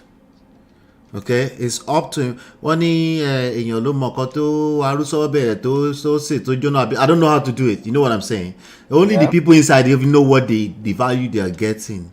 Sometimes we project from where we stand. So if your wife has never cheated on you, you can't comprehend the idea. That makes sense to me too. You see what I'm saying? Yeah. That's like your worst nightmare, right? And the reality is that everything in life is my friend that came here as a guest one time, Markins. I brought him here because of that point. We all want what we can't have.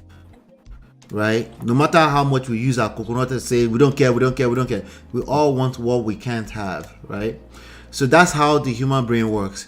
And also, so sometimes people actually do the work. There's absolutely redemption available for marriages where they found themselves inside of poto, and they both come together and we say, hey, salvaging this, keeping this together is the best way to move forward. They exist. You know what I'm saying? And as men, right, I don't expect a man to come to the public and say, yes, so I took my cheating wife back. Our ego is still there. We don't necessarily make announcement about that. Women will talk about that all day long. Yeah, they might even remind you that you cheated a few times before they get over it. Right? But because it tampers with a man's emotion, I think a lot more men than you realize are actually do that. What's happened? I see Atibi comment. Atibi and Sister Chiwe. Child support now your mates. People do that. So people might even stay inside of a marriage too because they don't want to deal with that. Sometimes you ever heard the saying, it's cheaper to keep her. Right? But my answer to that question is that it depends on that person. If they are staying because if they want to keep it and they don't do all the work I said earlier on, which is take care of yourself as a man, make sure you're not doing this just for cover face because it will bite you in the butt. The hardest thing for human beings to do is what I always say, let go. If it belongs there to come back to you, just let go first. You know what I'm saying? Just let it go, So if you are talking about a case of the guy is just a punk and people have talked to him and they beg him to stay and then he's now accepting, then no, that's wrong. It will backfire. But if it's a choice of his and he looks around and he did the work and they both did the work and they say, you know what, it's better to stay together, that was just a phase we went through, I don't see anything wrong with it. And also, women's body is sexy, bro. You think you're the only one that see that? It's not a big deal that somebody has smashed your wife and then you guys have gone through that phase and you're moving on together, bro. It's not that deep. But no, it's not that deep. No, wait. Repeat them again. I knew that was going to trigger you. But somebody smashed wife, you take her again. Somebody was blowing the back of your wife out, but then you moved on past that phase of life. It's not that deep. It's not that deep. Bro, this one deep. This one deep. No, don't even say this one. No. You know what? I'll take that back. If you think it's deep, you're right. It's deep. If you think it's deep, I can't argue with that. You're right. But my point is that it doesn't have to be that deep. It's how you take it. It's how you take it. Of course, if you're busy asking a bunch of lame men around the internet, around the clubs, and you're asking them what their opinions are, they're going to project on you. They're going to tell you you're a punk. And usually they're the punks, So you do, as a man, you're sure of yourself. That's what we call manhood. You're sure of yourself. You make your decision off of limited information, but you have more than enough information to make a decision to move on or to stay. But if you decide to stay, make sure that you're building a brand new foundation and that you're willing to actually build a relationship that works, not just for cover face. You know what I'm saying? Don't do that. Okay. Yeah, don't do that. I think that's a bad idea. Either nobody has smashed your wife before or not. I think it's a bad idea to stay with somebody you don't want to stay with. That's the only time we break the rule. But if you want, if you've seen it and you say, no, I want her back and that's mine and that's it.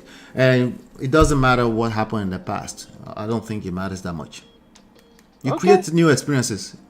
That should be for maybe American men. I don't think that will fly with my Niger people. Our forefathers, they did worse. They did worse. Our forefathers, they did worse. Let's not be deceiving ourselves. Remember, they were also very good at being the silent generation. Remember that? Auntie B, go bed. I'm not going bed because I want to respond to Ben. Ben is blowing. But Ben is not catching cruise today. You know they catch cruise today. You when I know say they love cruise on a normal day. What's happened to all your cruise today now? Auntie B, this one a serious matter. This one is serious matter. This one serious. Why is serious? Why you come serious like this? It's extra serious today for you. Why? I don't wonder. Auntie B, Eh? we are talking about a woman that is having male friend. Male friend sending flower. It's just a bestie. It's just a bestie. No, hold on. Hold on. Yes, ma'am. Then the way you dey blow out. The thing they trigger you seriously. Ginger. Then you where we say when we are doing serious show, you'll be catching cruise. But because it's about a man today, you see how triggered you are. Can you now see that it is not easy?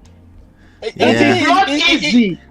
Auntie B, you know, but this is reality because, in fact, that's why my next question. All the ones that we talk about. No, hold on, no. The ones we talk Let about. Auntie B finish.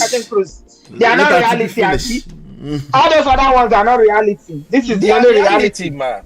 No, you don't. Let me tell you something. So it's okay. I know you empathize, but you see what I'm saying from your reaction in all this is that it's making me laugh because finally you are beginning to feel the pain that so many women feel.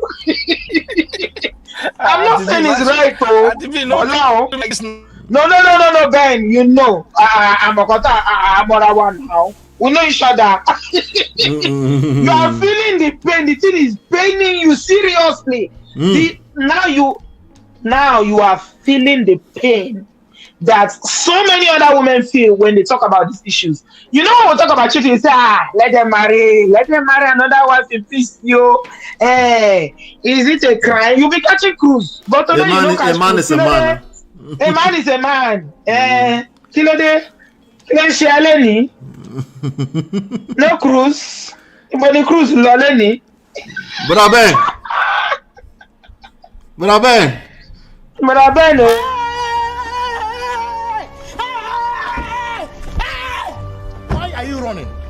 Why are you running? Brother Ben. Is he here? I know I'm not hearing him again. No. Is he still here? But maybe his network. Yeah, Auntie B, I think I think you're right. Actually, can you hear me? Can you still hear me? Yes, I'm hearing you. You're right. Again, on the surface, it's very easy to just look at. But I bet maybe you should drop out and come back in because you're right. It's very easy to just look at the cultural surface level standards and forget that emotions are emotions, right? When somebody feels cheated, they feel cheated. So I mean, what I'm getting, definitely I'm not. What this woman did was, if it's real story, is BS. Mm-hmm. I don't support it. I think it's absolutely horrible, unacceptable. I've already condemned it. But what I'm saying, and I don't like using that but because we already said that when you use the but. I know. You use that but, you already negate everything you said. There's bots now. There's a big old bot behind the scenes. Mm-hmm. But Ben, the way Ben is blowing when I watch his show, if I can when get I was watching Ben's it, wife, he even almost triggered me. He was not having it at all. So the point I'm trying to make here is that you see a lot of African men, Nigerian men, they cannot take 1% of what they dish out to women. You know why, Auntie B? If it's a woman, they will tell you to go and pray. You know why, Auntie B? If I have to blame, I don't like blaming. If I have to blame, I have to blame down on women. You allow us to get away with that for generations upon generations upon generations. Of course. So it's a shock. The shock is like, it's also emotional, right? It's a lot more weight on that when you compare it to a woman who already expects. It's even now that we can comfortably have conversations about a Nigerian woman, married woman, cheating. Back in the day, it's a taboo. It's a taboo. Abomination. It's not even something that. Yes. Come on now. It's not something that you even hear about. That's why I just told Brother Ben, say, honestly, you don't own the body of a woman is a very sexy thing. Don't forget, other people are looking. If you disconnect, she will have to connect somehow, some way. And if somebody takes care of that side, and then you end up overreacting to it again, like things like you slap her, you will just push her in that same direction again. So does that justify it? No, it doesn't justify it. It is what it is, though. Brother, you say if the man disconnects, she has to reconnect anyhow. Is it reconnect while she is married or outside of marriage? That's paper. Don't worry about the marriage thing. Let me tell you something. I like what you said about how when Ben was asking you that question about what should you do? What should you do if you are in a position like this and a woman is cheating? What should you do? I like what you said about what do you have to lose. I mean, it's a different way of looking at it, and it makes sense, and it can really, really connect to men in a way that they are looking at what do I have to lose. Right. Rather than you go to they'll call police for you. No, a lot of men will say, okay, I will go to police, I'll go to jail. I don't care. I'm just gonna do what I'm gonna do. But if you put it to a man like that, what do you have to lose? Wow, yep. They'll sit down and think. Yeah, absolutely. Because everything else is just like, well, shall I? Okay, Auntie B, thank God you are so here. So cheating they pain like this. I never say cheating they pain. The way they pain Ben, Jesus. Cheating. Auntie B, men hurt more from cheating, I will even say. Because they never experience it. They don't see it coming. Nancy is asking a good question. Why are women encouraged to stay with cheating husbands? You tell them, don't worry. Our father did this, our grandfather did this, our ancestors did it. You then will be laughing when we are talking about these issues. You'll be catching cruise. One do about you. Now you know what it feels like. I'm enjoying this. Auntie B, don't do me like this now. Auntie B, you can't corner me. And they corner you because the way the thing is spinning. This is exact. What I'm trying to say is that I understand. Nigerian men definitely don't forget. They don't forgive cheating. So that's what you were saying, Kwe. Even if they beg them to come back, they do not the same, whatever. I know. We already know it's established. So my point is, I'm trying to shalaye to you that the same way it hurts you, it hurts us as women. It does. It does. And at least, even if you can't relate, Auntie B, right? We have to assume that it hurts at least just as much. You see what I'm saying? It does, though. It hurts. It hurts. Auntie B, this is when I was looking at Brother Ben's video this morning, because he sent it to me. This is what I was seeing Brother Ben do. This is it. Hey, I hear me, to me, bad me. To be bad me. That was my man. Brother Ben was like, oh, this women, you go abroad. You go and hustle. It's like he feels the pain of that. He's so calm. He's sure. I play that your side friend or he's sure. You know what? He shock you. He shock you. That's you got a cash cruise now. I will cash cruise today. I will cash cruise on you, brother. So you will know what it feels like. I'm cashing cruise today. Okay, Auntie B. This is my third question now. What should be an acceptable level for a man to allow his wife to have a male friend? Because most time when women cheat, just from my own small experience, women don't just see a man like one day and say, oh, let me go and sleep with him. There have to be some interaction, there have to be some complimentary, some, chit chat and all that.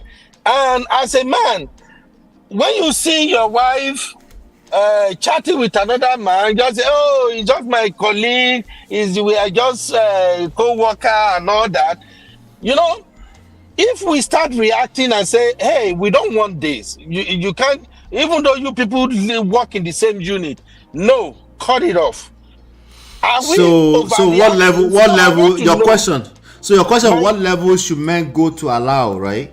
Yes, for their wives to now have male friend. And what kind of that male friend self? Even the platonic, I don't really believe in that. Those we're just a platonic friend, nothing platonic. It should just be good morning, Mr. John. Hi, Mrs. Jute, or something. And case closed. And to be brother, let us discuss this. Let us establish that boundary today. Today. Okay. This is the way I see it. Yeah, that's I believe that there needs to be accountability. No, we are big on accountability, and it's mutual accountability. And for you as a woman, if you are going to have any male friends, it's got to be family friends. And when I mean family friends, I mean that friendship is not your friend alone; he's also your husband's friend. Yeah. So that way, everything is open, and you also, and it's not a single man. Thank you, Auntie B. It's probably somebody that is married or in a relationship. Because this auntie's bestie was also single. This auntie's yeah, she answered. She said it was single. So I'm not saying that men and women cannot have friendship that is platonic, but for the sake of respect, which is the big deal here, I mean, if we are looking at it holistically, it's about respect for your husband, your man.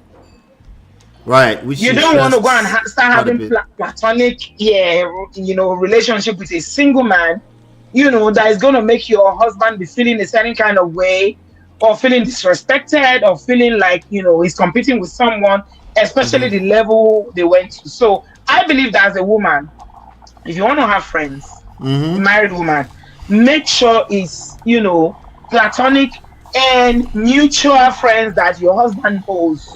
And there's got to be boundaries. All those sending of gifts, calling you per minute per second, for what? What is he calling you per minute per second? Why? You'll be talking every day. For what? To be, my answer is slightly different. Okay. Men, we have coconut head. You know that, right? Okay, you also know that women multiply everything that men bring to the table.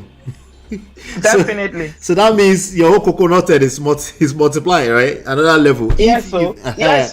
So if you find if a woman is in that position where she's entertaining this already, I'm sorry, brothers, it's too late. To handle it in a strong, harming way, to go back to her and be preachy boundary. She won't be able to connect what you're saying because it's already kind of too late, and she's in the funky place already, and she's probably justifying BS by saying it's your fault. She probably do a lot of that. But you're right, Auntie B, because the truth is that nobody should be doing that or waiting till they find themselves in a place where they don't care anymore. To answer Brother Ben's question, in terms of to what level should you go? The actual answer is this: you should first of all let go of the word allow. That is a full-blown adult human being too.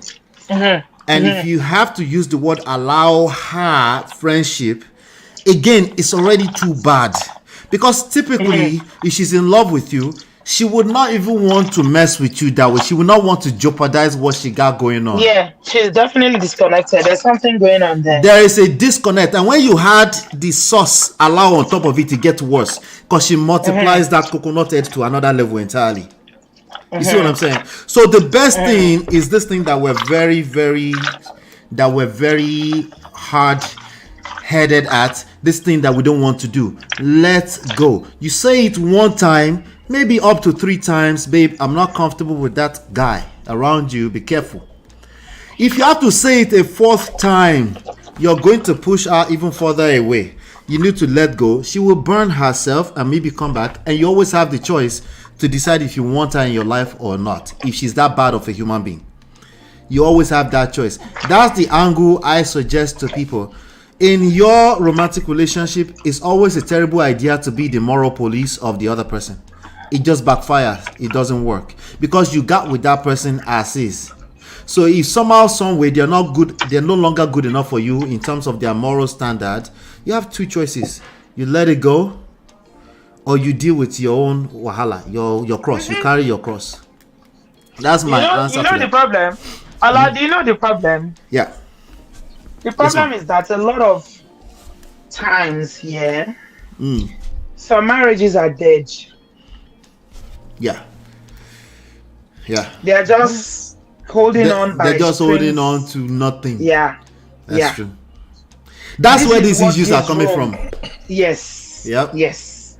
Yep. You see, whether it's from the man or from the woman, it's always from a lack of fulfillment with the person they are with. So they start to look for that connection. They start to look for that excitement. Yep. They start to look for that the short-term excitement. Yep. The affection, the attention. They start enjoying it, and they start, like you said on your show, they start to fantasize about another world that doesn't exist, that will literally because become there's no the way world. that your husband is talking to you or your wife is talking to you all the time that you're going to be looking for one man outside that is going to be there's no room for it. Calling you, texting you for what? No, could make sense. I mean, wow, what's that? Could make sense. You see, okay, Auntie Bill. Still on this same thing now. I saw something Adana posted here now. Adana left a comment here, which is very germane to me. Adana said, Nigerian men can't do platonic relationship like white men. Along the line, the Nigerian man develops feelings for the lady. Now, why am I bringing this Adana comment into this conversation? You agree or you disagree, first of all? I agree 100%. That's why I disagree with her. I agree 100%. White men are worse at this, by the way. It's easy for you to agree because I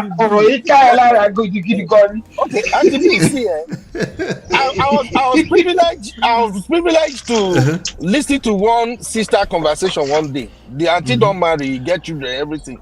So it happens that it was time for them to change their AC filter. So the husband had been telling her, I will change it. So the man actually bought the filter, but he never came around to change the filter. So one day, the sister, I don't even know the husband that much like that. One day, she now called a young boy that I know, the boy is single, like as single may be. Right. And now ask the guy, can you please come around this weekend? Maybe you can help me change the filter in our AC. Okay. When she drop everything, because of usually I would just pretend I didn't hear. But now person, like my sister, maybe with me with the yarn weller. So I'm like, sister, no vessel.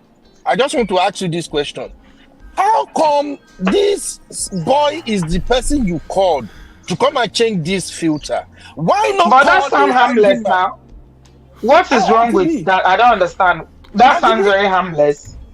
In according to what Adana just posted now, something is not right to me. It doesn't sit well with me. Why? Are they friends? Is she friends with the person? Yeah, who is this person? A contractor, a electrician? Who is this guy? This young man that was looking to change. Young guy, no be handyman. You can be church member now, but then it's like you are getting paranoid with this matter now. No, not paranoid. I just want to establish something to be. Now, why don't you call somebody to change AC vent? AC filter, yes. Why don't she call a handyman? Pay the handyman $30 or wait, you haven't told her he's a handyman or not now? The boy is not a handyman. Now, person where I know. So how do they know each other? What's their relationship? What's the relationship? That is my concern. How come these guys? Wait. You say you don't know if it's electrician or contractor, but you also say you don't know which one is it. Is it a niece, a nephew? It's not a known You're taking this too far. There is no way a married woman should call a single guy to come and do the job of her husband. Even if it's a contractor or electrician. I agree if he's a contractor, but this guy don't be contractor. That is why he gives me concern. So who is he? How did you just because you call some? I mean, hold on now, Ben. Hold on, please. No, we are talking about having made friends. Now you are talking about somebody doing something which the husband, obviously, maybe because he didn't have time to do it, or maybe he can't do it for whatever reason. He's clearly dropping the ball. He dropped the ball, which is okay sometimes. He dropped the ball, and somebody else is picking up the ball. And the wife called somebody to do it. So what's the problem here? I don't see the problem. Was she inappropriate in any way? It's not appropriate. Not even. No, like was she inappropriate? Was she inappropriate? No. To be honest, no. But I just So what's the feel problem? like, see, Auntie B, these are bigger issues. Why not think of the other alternative of hiring a handyman to come and do it instead of calling a young boy to come and help you fix AC filter? Ben, From AC filter, the boy go you're come, jealous, you go give yeah? her food. You go give her This you one go are give the boy serious. food. This is how it happened, Auntie B. Not like play like. Let me say this. Just to call somebody to change AC. Let me say this to my brothers. You know, since we are at this juncture now, you will attract what you fear the most. Ben, you are taking it too far. Is a skill? Is somebody who came to do job in your house? You will attract what you fear the most. You know. 100%. Even if it doesn't exist, that's what your mind will play tricks on you all day long. Do we have any trust in this relationship at all, or we are just acting on all our ways and fear now? No, I'm just. The only way is to let go. The only way to awesome love, enjoyable love, is to let go. Let go, and you're not gonna let go if you're disconnected from your purpose in life. By the way. The idle mind is the devil's playground. The idle man's brain is the devil's playground. Okay, see why I'm drawing this out. It's not for me, to be honest. It's not for me. I hope not. Of course, there is trust, and I don't bother myself with all that. Okay, but I'm just speaking the mindset of a lot of our African and Nigerian men. Which are a lot of? How many people are you speaking? How many? You are generalizing now. This generalization now. Auntie B, you know, men will not come out and talk. They will say, "Is you they talk to? All of them talk to you." Not talk to I'm me. glad, but Ben, I'm glad you're speaking it, because it's also telling us maybe that's the problem. Because they are moving paranoid and they are attracting what they fear the most. They're pushing their wives away. Okay? No, I'm agreeing with you. There's a lot of paranoia, right? I'm being honest here. Look, a man have confronted me before. This was like 6 years ago. The man confronted me for taking his wife's picture at party. God hears me, I swear, with my mom's grave. In fact, I'm telling you, Auntie B, this thing go deep. We feel they look and say, "Oh, Ben, why you telling?" He runs deep in our African community. He said you took his wife picture. His wife picture. As a photographer, what happened is that when I'm covering party, I used to do rounds. You cover people now, of course. You paid extra attention to the wife. What's the problem? He was staring way too much at the wife inside the lens. You spent too long on the wife. Then you are not responsible for other people's insecurity. There's a lot of it. Not at least as a photographer. Let me tell you something. Just because somebody. So we can address it. There are some people. Okay. Let me address this point, because Adama is still on the point, right? She says, "I'm talking from experience. I tried at least 4 times in my youth to do platonic relationships with Nigerian men. They did not agree. As time went on, we had to part ways." I'll tell you this, okay? The common denominator in those four ones you tried is you. The common denominator is you. Maybe you have Oju, come and do. And then this man is like, we don't want to do. Maybe you're just that attractive of a woman, right? And they just don't see themselves in that kind of relationship with you. So you're still a common denominator in that. The point I disagree with earlier on is that Nigerian men can't do platonic relationship like white men. They like white men parts is what I disagree with. If Nigerian men cannot do platonic friendship, so the same thing is true for white men as well. They can't do now. Maybe those. Yeah, no, it looks like she's doing other things, right? I'm doing other things. Yeah.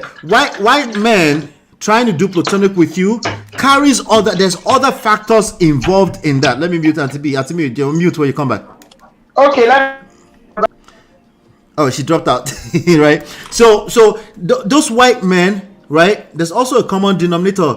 They are all white men to you. right? There's other factors in that. There are white men that are not, maybe they're not attracted to black women in general, right? There's too many things there that we don't know, which is why we push against any form of generalizing.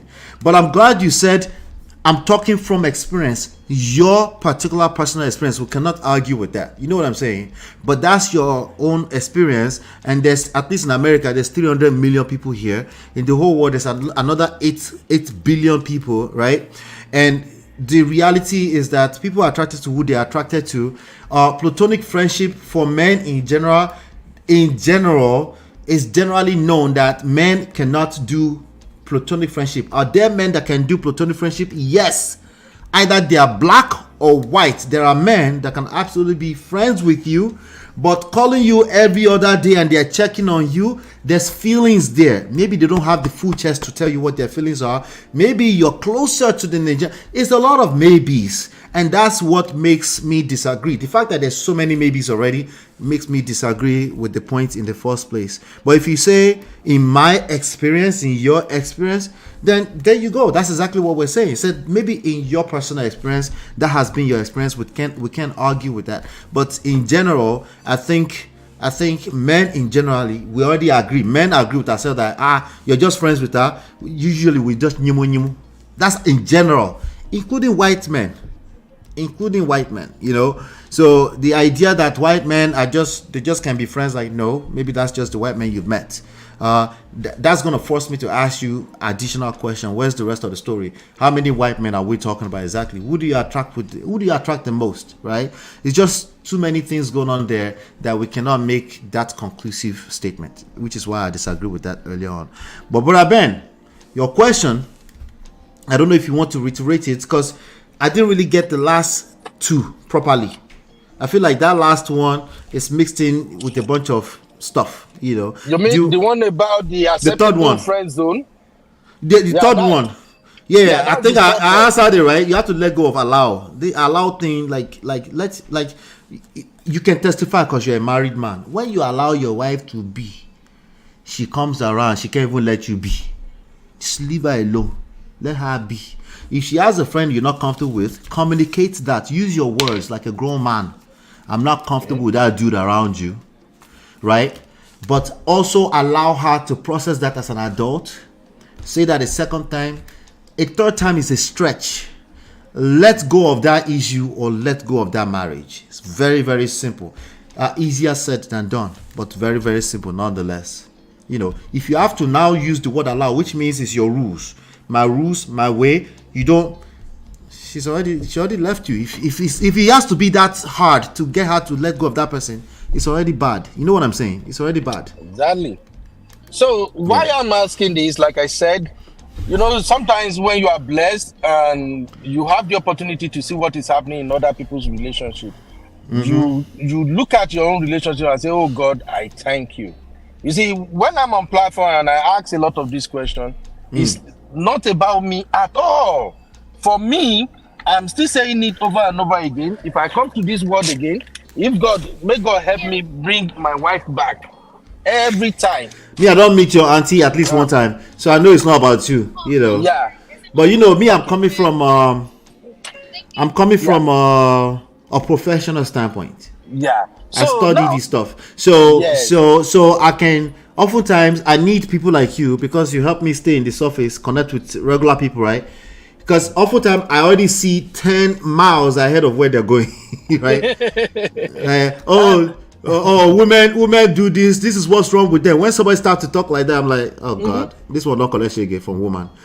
All right. And to support what you were saying, you see, one of the things that I am so happy about in my marriage is that my wife and I, we gave each other freedom. That's freedom to do whatever we want. You see, the way Auntie B is coming now, I told my wife this morning before I left, I said, babe, you know Auntie B is coming to Houston, but the day they fix that meet and greet is on Saturday, and I have coverage. But if I find out that they are going to remain in that spot until 5, from the coverage place, now they are going to take blow straight down to Houston. And she's like, she's actually working double shift that day. She said, if she can find anybody to work. And she'll come too. She's gonna go with me. Yeah. Now, she did under some circumstances, just like I'm saying, that a lot of men have insecurity. This is a situation whereby if I'm talking to a woman with insecurity now, the first thing that will come to her mind is like, what? You are going to Houston and go meet people? What are you? She would already know she can't come with you, and then she will start to drag you. No, you feel me. You see? But now when I tell her, she's just like, if I'm free, I would have go. Because she knows she has the freedom to decide to come if she wants to. Exactly. Now, we are in a place that, let's say I go to the Houston and I pray by grace of God I'll be able to make it. I have to be there. I need to go trouble my Obodo sisters. Now, if I go to Houston, I used to come, if I go and do coverage in Houston, by 12, even 2 a.m., 3 a.m., if I'm done, I will just drive straight back home. But let's say I go to Houston now and I feel like, you know what? Let me see my other guys in Houston. I'm not going back home today. I want to stay in the hotel. All it takes me is, I'll just come out and say, babe, I know if you come home. That's I it, won't go see Gaji. I go lodge for you. So that is it. My wife will not even say, but you did say you are staying over. We never have issues like that. My wife is the type that sometimes she go just dress up, say, well, I they go meet my friend. Miss Atlan say, when you go, I beg, if you see my way go marry you the way you dress, so just tell them they concert to me. That is how we play. But there are some Nigerian men that minor things like this now big deal. If their wife dress too much, now war. I don't know if you get what I'm saying. I get what you're saying, but what we need to finish it for them and say, hey, Baba, you move that way, it will get worse for you. Wallahi, it's not a way. It's not a curse. If that's how you move, you're like, oh, my wife cannot do this. I only allow my wife to do this. So you cannot control your wife again. If these are your languages, Baba, it will get worse for you. It's only if it still seems good right now. Wait until you have small crisis. Right? Yeah. Then she will tell you everything she's been bottling up for the last 10 years. I'm telling you. You know, see, brother. It's not it's a bad strategy, basically. Do you know that even in my private business, and that is why I love your platform so much, with that emotional intelligence, social intelligence, everything, social awareness, everything you'll be preaching. Because it fits into how I operate generally. Did you know that in my business, I don't cover small parties? It's all this elite that used to hire me. You feel me now? And I always give God the glory. Now, when I'm going to cover this event, these are events of 200 plus guests. And you know our Nigerian women, God bless us, they are beautiful, Mr. Ola. If you go to my business YouTube, 365 Media, when you see these women, you gonna say, God bless them. They dress good, they look sexy, but guess what? They look way younger than their age. But here's the problem. Many of them are married to men who are older than them. And they all come to party together. So I usually tell my guys, once we are going to do this elite event, I always give them warning. As we are going, you are not talking to any women. You are not exchanging number with anybody. If I see you do that, I am not taking you along again. And I told them why that is important. Look, you can be in a party. Most of me, I'm just 5'9". Most of my friends, they are like 6'2", 6'1", and in America, they know they take I see tall men, young single guys. So I usually tell them that, look, if any woman is giving you high, or they are dressing in front of you, or if you handle our hand cam, you are moving about, somebody is doing all those sexy dance, everything, just move away, Jeje. The reason is because the husbands are in the hall, and they don't know you guys. I am the one they know. So you might be smiling to a woman because she's smiling back, she's dancing, and somebody might be watching you, and then the person will tell the husband later, did you know that boy from Austin? That boy, they are messing with other people's wife. So I said, now you have ruined my business. Because they don't know you, now my name, now my business name go. And in here, especially here in Texas, Nigerian has something like a community. Word spread so fast. Very fast. So it's a small community. It's a lot of people, but a very small community.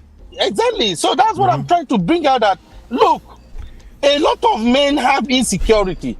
Minor thing that women do in exchange with another man outside that they don't really attach. So, but Ben, let me ask you. To some men. A lot of men have insecurity.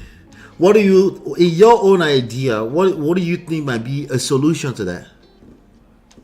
Look, in my own idea, it's just like what I was saying when my Auntie B, they laughed me earlier. I just want women to understand that sometimes when you find yourself in a situation whereby you have to get a single man or any other man at all to be in your space, consider you the type of husband you are married to first. Do you get me now? Are you and your husband in that space where you have solid trust that the man will understand that nothing is attached to whoever, any male friend you are talking to or anything, that it is just what it is? Or do you have the type of man that he can't rise above that your interaction with another man? So if that is a situation, if you have to get a man to do something for you, why don't you consider paying someone or actually drag your husband to pay for that service if he can't do it himself? You see my point now.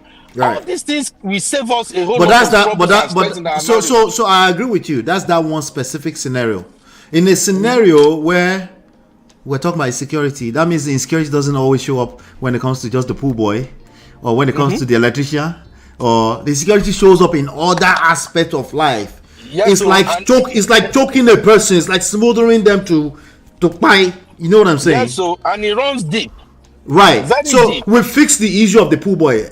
Granted, the pool boy will not come over again. Your wife will not bring the pool boy. No. What about these other issues that insecurity shows up in? I'm asking for a friend, but I bet.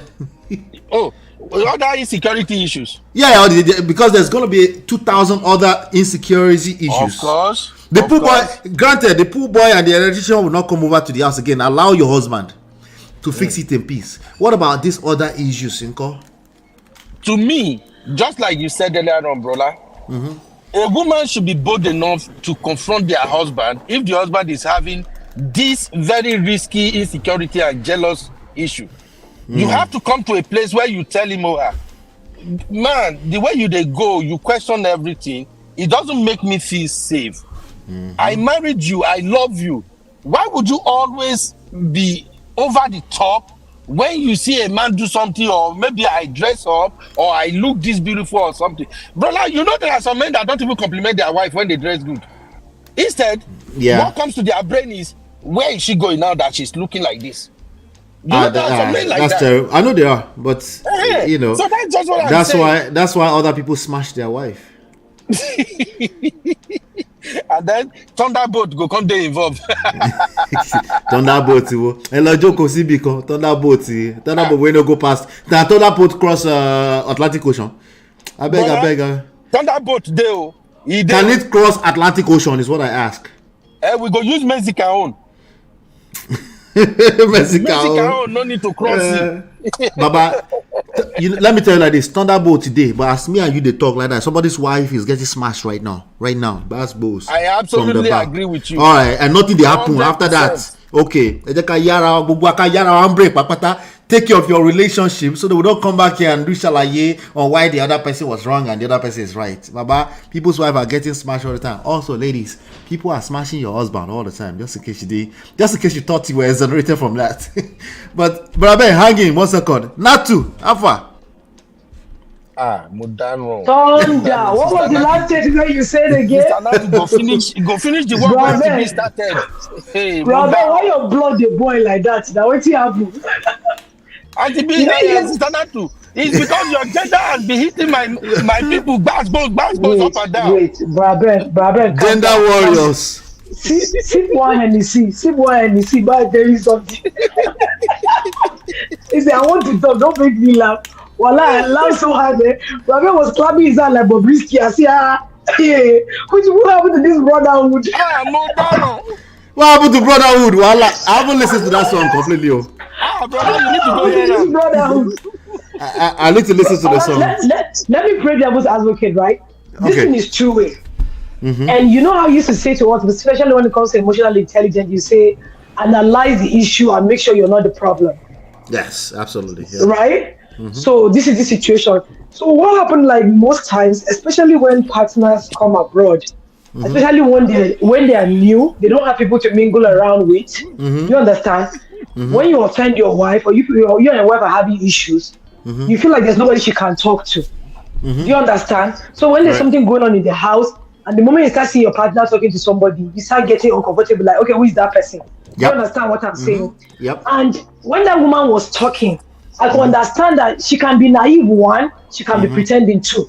Now, in the sense of naiveness is that, especially we women, when we're going through stuff and we can't talk to our husbands, we have one or two friends we want to talk to. And that's why I say, make sure they're not single men. Because now you're going to that man for comfort. Do you understand? Just platonic comfort. But that is saying something. Did I say make sure they're not single men? Yes, you said it earlier. Oh, maybe Auntie B. Married men will smash. Wait now. I know, but wait. Okay. So you are going to him. You are going to him for comfort. Now, brother, and he said will be thinking, so this woman and married men are more attractive too. So yes, now this woman, her husband, she said this man has been ignoring her. He has not touched her for how many weeks. That means say she need oil change. Maybe she dey come to me for oil change. But you sister, for your mind, you just need somebody to off waiting in your mind. You just want to talk, but the other person is seeing something different. So when she was talking that time, she was saying that, oh, there's nothing. I'm like, and the men keep telling her, for your mind, you're thinking there's nothing. That person is seeing something else. Because why would you be calling a married woman in her house? Let me tell you. One time my brother, one time my brother and my sister-in-law were having issues, right? And he was talking to some girl. So me, I tell her to buy my sister-in-law's fight. So there's one girl that he was talking to. She started calling my brother-in-law at 11:30. And then my brother would tell my sister-in-law that he's one of our cousins.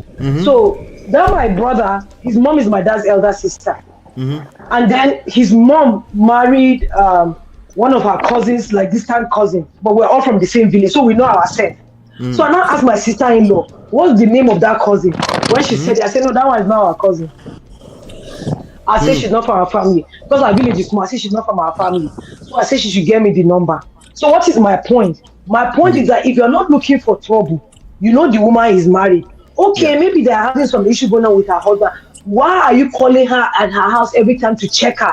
If no, you're trying to do something. Do you understand? Thank you. Do you understand what I'm saying, Ola? Yep. So, finish, I can't give you your own. They shout there. Do you understand? So, honestly, for me, since I got married, my male friends before that were just platonic friends. Sometimes we would do like conference video call and be gisting. Since I got married, I don't do that. Occasional stuff, right? I will ask you. You call somebody to have a video call. They will say, hey, we have been friends before your husband. Okay, I say I don't do what I don't like. Please, I will not. Yep. Me, nothing is going to tamper with my own soft life. No. Then I have reduced even the communication I used to have before. I have reduced. Do you understand? So you don't give room for some things. Do you understand what I'm saying? But like Ola used to say, sometimes the people don't have the material. What do you call it, Ola? They don't have the they don't have the mechanism to handle this kind. They don't have the skills. They don't have skills to handle this kind of issues. You understand what I'm saying? Yeah, it takes skills. It takes skills to see that your spouse is engaging in consistent conversation that doesn't make you feel comfortable. It's absolutely going to take skills for you to calm down. Yeah, but my annoyance was that she kept saying that it's not. She felt like it's something just. We're just friends. Right. The way we women. She said he knows. He knows. Even himself knows. No, he doesn't. He knows because he's a man, and he knows when a man is. No, wait, Natu. He clearly doesn't know because he slapped you. He clearly doesn't know. Right? No, he's taking stand and warning you are not hearing, so he slapped you to reset your brain. I'm not supporting the slap.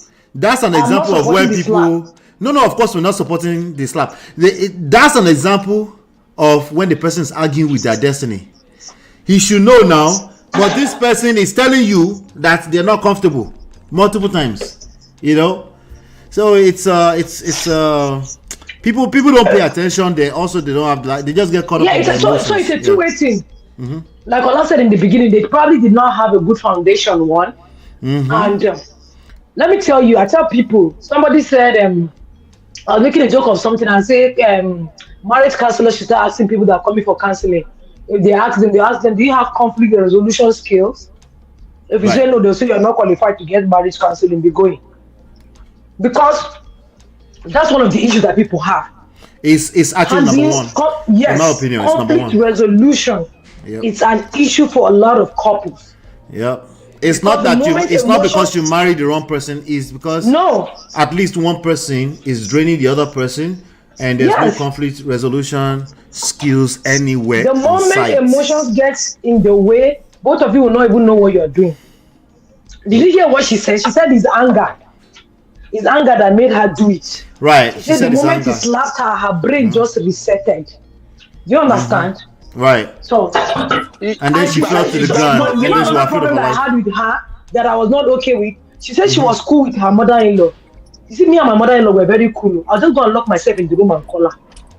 Because my mother-in-law, I don't do any wrong with my mother-in-law's eye. So if you just find my trouble, 911. Yeah. It's like some issues you don't want to reach to them. Do you understand what I'm saying? But in a situation like this one, you just call her straight. You just call her straight. I said, this is what has happened. But he probably might have, see, there are issues that were piling up. That's just what I would say. You understand what I'm saying? There are issues that were piling up. He probably wasn't giving her enough attention. Now he's upset somebody's giving her attention. He doesn't want her to do it. And now she's like, you're not talking to me. I don't want to talk to other people. Okay, I'll do it. So what? You know that kind of thing now. Yep. It becomes coconut head matter. They won't. Exactly. They just leave me. They say it become because it's easy to see that as you're being controlling and you're. In fact, somebody commented that on a TV show earlier on that a man should not just be able to control all aspects of your life. Whereas that's not relevant to the conversation at all. And that's why those men asked her. They said, if you was your husband that was always talking to like somebody, like, will you take it? She said no. So why do you feel it's okay? You understand what I'm saying? Thank you. Yeah. See, let me tell you, right? I'm going to be very honest. Yeah. I realize that anytime we're having conversation in my house, we're gisting, and I bring up conversation of ex, my husband is not okay with it. You understand? Yeah. I'm not okay with that. I don't want to talk about your ex. I'm not okay with that. Yes. Me too. So I cut it out. I don't. I'll be your ex. Won't collect me. I will lose you. So I don't. So what that also means in a nutshell is that I won't, and you, so you also, you can't. You understand? Right. But here, wait. Here's the caveat. Right? I get that you had enough in you to be able to say, I should change my ways. There's no need for me to bring up that kind of conversation ever again, right? It's good. Right. But as the man, right? If I'm telling my wife, like, or I'm disconnected, I don't engage the conversation, right? Because that should be enough. If you're talking about your ex and I don't engage it, you will know that I'm not interested, you know. Let's say all of that's enough. You just kept bringing it up, right? As a man, get a clue. Right? There's other issues going on here. Is it a matter of a gist? Is it a matter of you can tell your wife, I don't want to talk about your ex, right? Is it a matter of she's comparing you to the ex? What is the context of the conversation? Why is this coming in, right? If it's some people just don't know any better, they don't know it's rubbing you off that way, then babe, I'm not comfortable talking about your ex. Can you? And then she might once in a while, once every 10 years, she may say you are so sensitive. Like whatever. Yes, I'm sensitive. I'm jealous. Your ex, your ex on a da. Okay, please don't bring it. We banter around it, right? We leave it alone, right? But as a man, you notice that, or as a partner, you notice that this person, they don't listen to you. They keep bringing up. Get a clue. Maybe they don't care about how you feel. Maybe you have other issues around your relationship in general. And that's what you should be addressing, and not the fact that she's bringing up X or any other surface level, anything like that. You know what I'm saying? So it's so like you said, it's a two-way street. But when it comes to if you know that it's the situation you want to be in, worry about your own part. Play your own part. Gather your own skills together first before you worry about what the skills the other person should have. Right? Letting go is a big piece of this whole puzzle. Letting go, right? If there's a friendship, some kind of platonic friendship or something you're not comfortable with, no, you should express yourself. But if that form of communication is not working, get a clue. Get a clue. It's only gonna get worse. Turn that fire platonic. You've wanted to say that for the past 3 minutes. Platonic call. Platonic knee. No, let's be honest, brother Ben. Nobody, even Obìnrin always say. Hold on, let me play their sound. They always say. Yes, leave us alone. They always say, Orisha jẹ́ lọ́kọ méjì òdenu. Let me translate. Brother, can you help? Maybe I should try. Orisha jẹ́ pé méjì, Orisha jẹ́ lọ́kọ. I just said it right. Okay. The point is that there's no such thing as a woman who says, yeah, we're just going to be two of us and be happy. It doesn't go deep. It's not deep. Okay? They're probably like, they're capping big time. You should watch your back. If she comes and she says, yes, sure, the more the merrier, you should watch your back. Now, granted, there's some structures like the Islam where the woman subscribes to the same belief, and 4 wives is if you can take care of them and stuff like that. But even those ones struggle with jealousy. Don't deceive yourself. Don't deceive yourself. Because they're humans like the rest of us. Even those ones, they struggle with jealousy too. It's not just their jealous grand scheme. It might be small events around the households, right? It might be, why is he paying more attention to that person's child more than mine? It might be, well, it looks attention. I have household friends that have told their husband before they got married, I don't want any mate. I don't want rival. They're not interested. If you know you are the one, yeah. Thank you. Rival is the word. Rival is the word. Yeah, if you know you are the one that you'll not be contented with one wife, leave me and go and find the one that wants 2 or 3 mates. Me, I don't want. They said it, even though the religion allow it, but they said it pop and clear. And they're still married for almost 15 to 20 years, some of them. Yeah. So there are some like that. But those of us on the outside of that, when we want to fantasize about that, we say, go and look at Islams. You don't see your mate Islams, they allow us to marry, like, calm down, go and find a wife who's okay with that. Because you collect, But yes, Brother Ben, did I answer your 4th question? Yeah, my 4th question, thank God, Auntie B don't come out, but Sister Nat today here. I presume you remove her before I don't know why Auntie B left though. I wanted her to stay in, but I think she was busy too. Because Sister Nat to go come after me. You don't say I be my mama picking. Talk. Looking at this whole situation now with this nurse and husband will deport themselves, whether the story is true or not, what is your stand on bringing women abroad? My stand is, don't bring your woman abroad if you have to ask that question. Okay? If you have to ask that question, don't bring your woman abroad. And second point to this is that's not your woman. if you have to ask this question, that's clearly not your woman. See, if a person is your woman, right? If a person is your woman, go ask that stupid question. Okay, not stupid question. That jump question. Go ask that jump question now. You can't wait to bring her along on every goddamn trip, or to wake up with you every day wherever you are in the world. In fact, circumstantial reasons, sometimes you can't afford it. She has to stay home and you have to travel for work. You hate that because you generally, if you're in love with that person, you want them to be next with you, right? So that's why I said, if you have to ask that question, the first point should be, that's not your woman. And you're right, don't take her abroad. Okay? If you are being triggered because you are listening too much to the Japa series on Daddy Freeze, and you are scared shitless because you think a woman will come and steal 50% of zero if you take her abroad,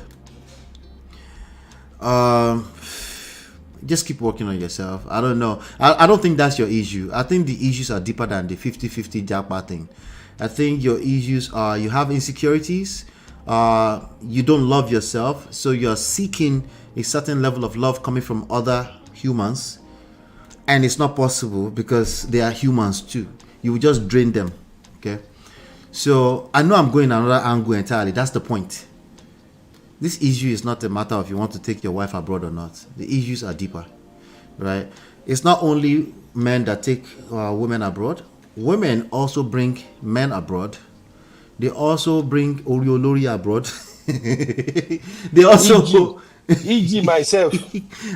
see, they also get deported a couple of times before they settle with a Portia Williams. They also fly private jet. Listen, these issues are not the issues. These are not the issues. The issue is that if you don't feel adequate enough in yourself, you will have fear, and you attract what you fear the most. You know, imagine you brought somebody abroad, and then you keep listening to Japa series over and over and over. The only thing you learn from it, you didn't hear when I say you have to let go. The only thing you heard from it is that, yes, people do that. People can be wicked to you. That's the only part of it you heard, right? So now you start to internalize that. And now the next time your woman give you small back boost, I say, babe, no, I don't like when you do that. I don't like when you do that. You are being disrespectful to me. Your mind will start to create, will look for confirmation bias of what you already feel, right? So guess what happens? You overreact. When you overreact, right? God forbid you now have children in that situation already. Everybody go collect. Sorry. Yeah. You just go down that rabbit hole. And even when I come and tell you, you know you have coconut head, you like, I beg, that's simp of a guy.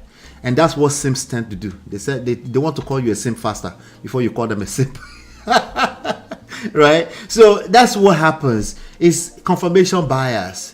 If your situation is good, you won't be asking all these questions. You won't be arguing against them either. When I see a lot of these arguments, I just, for the most part, I waka pass because I can't relate. You know, when I get in lecture mode, I try to lecture. If I get in content creation mode, I create content.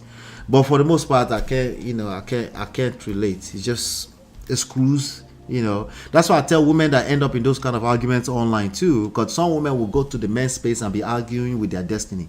I say you deserve them because there's something about you that's also questioning that you're not good enough that ends you up in that space where you're arguing with a bunch of men that have collected shege from women, right? I don't know what you expect to get out of that. They will just drag you.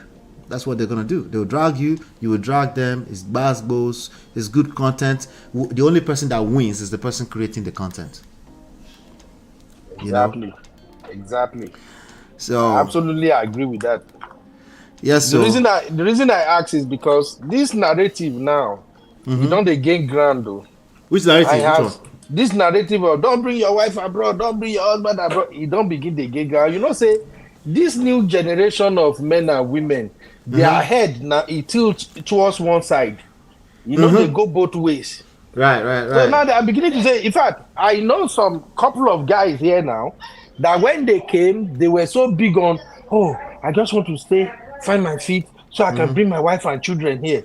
Brother, some of them don't even get citizenship. Let me tell you the ground. Think of bringing their wife. It's gaining ground, but let me tell you the ground that is gaining. It's not gaining the ground that they're not bringing their wife. A man who is capable of bringing his wife is simply going to do that. But he's going to the ground is gaining is fear. He's sowing the seed of fear in people's hearts. So they still end up in those relationships, right? But they are terrible relationships. They will just be in each other. You know what I'm saying? They will be busy using condescending tone against each other. Is it because I brought you abroad? Is it because you brought me abroad? That will be the vibe of their full conversation. So we might even have a young lady who helped the person get papers, right? All our energy is fear because she's always looking over her shoulder. She's wondering if this man is only here for the papers. She's not able to pay attention to the present experience that's going on. She's connected more so to the fear. She's in another world. I'm supposed to pay attention to, wait, are we having a good time right now? Do I actually have a relationship that I can nurture right now? They're disconnected from that. They're more connected to the spiritual effect of that fear that has been sown in their mind. The reality is that majority of us, of Niger people abroad today, somebody did papers for somebody. Somebody brought somebody for somebody. Somebody accommodated somebody. Thank you, Baba. Appreciate. You know? So that cannot solely be the problem. The issue is that can you vet?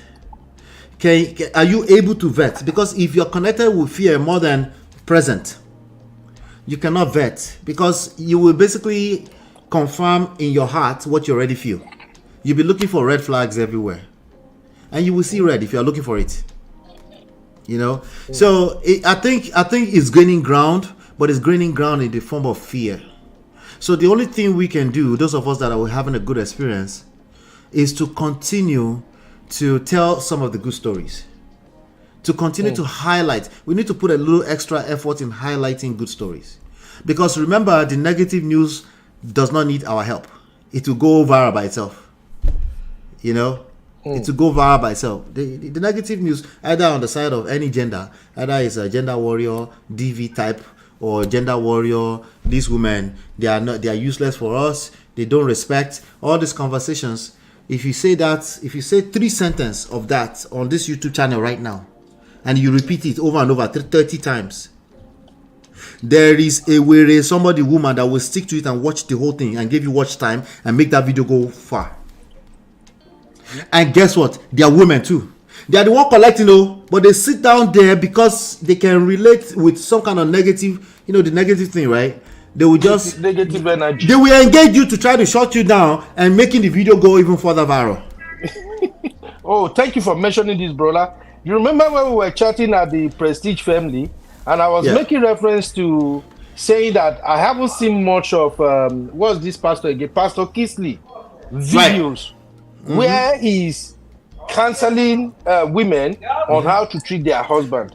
Right. I know, at least the small bit I've seen from him, he seems to be a very honest man to me, and a very credible pastor to me. But just like you said now, because women are fond of sharing videos that are bashing men, that are putting men not down. just women, men. Those videos go so far that it now appears that all of us, we will be men, we are now the devil. You're right that women do. Men does too. Okay, men share videos that confirms their bias. At the very minimum, they hit the like faster, right? They donate a lot more when you speak to their biases. You see what I'm saying? So they go more viral. I got you, Baba. It's human nature. It's just human nature, which is why I didn't shame them for it. I said, for those of us that we claim to care, we need to see it for what it is and then highlight some of those positive. Well, the adults are not our responsibility, but when it comes to our children at home, that's our responsibility.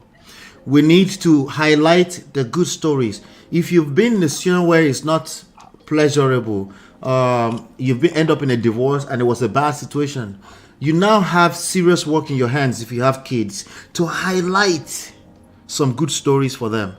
Because you don't have to, I don't sit down and talk in front of them. You don't have to, because negative does not need your help. The negative will take on its own power. But if you're not highlighting positive, if you don't say, no, your dad cares about you, your dad is going to call at the right time. No, just be patient, okay? Your mom loves you. She's going to call you soon, right? If you involve your own feelings, right? All of them are go collect, especially your children. You know what I'm saying? And I know it's easier said than done. I know it's difficult. I get it, But I'm just telling you the forces against you when you're going through this very dangerous cold world, right? There's a chance that you pay more attention.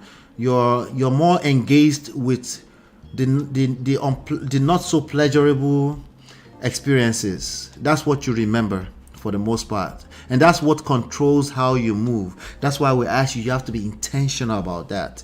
You have to deliberately say, that's a bad experience that I had. All right, I can't unknow what I know.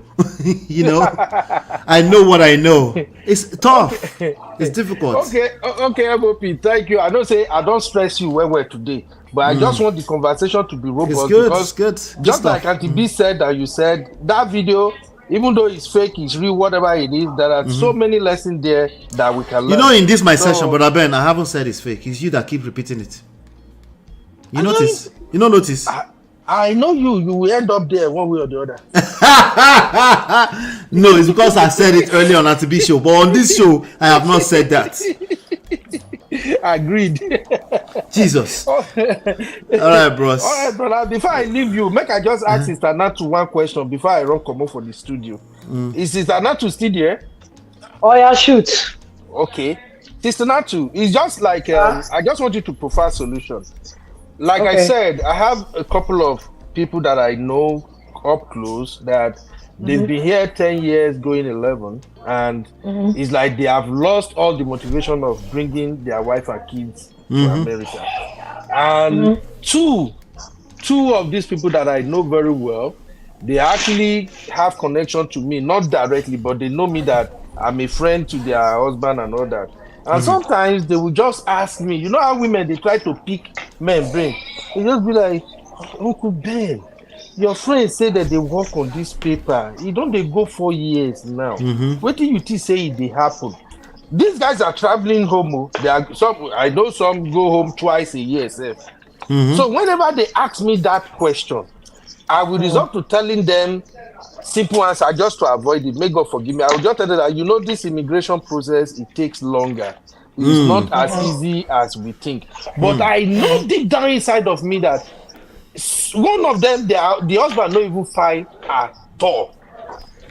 The other one, I know one, the husband no file at all. And you know they tell her that one even 3 years now. You know they tell her say don't file since 3 years.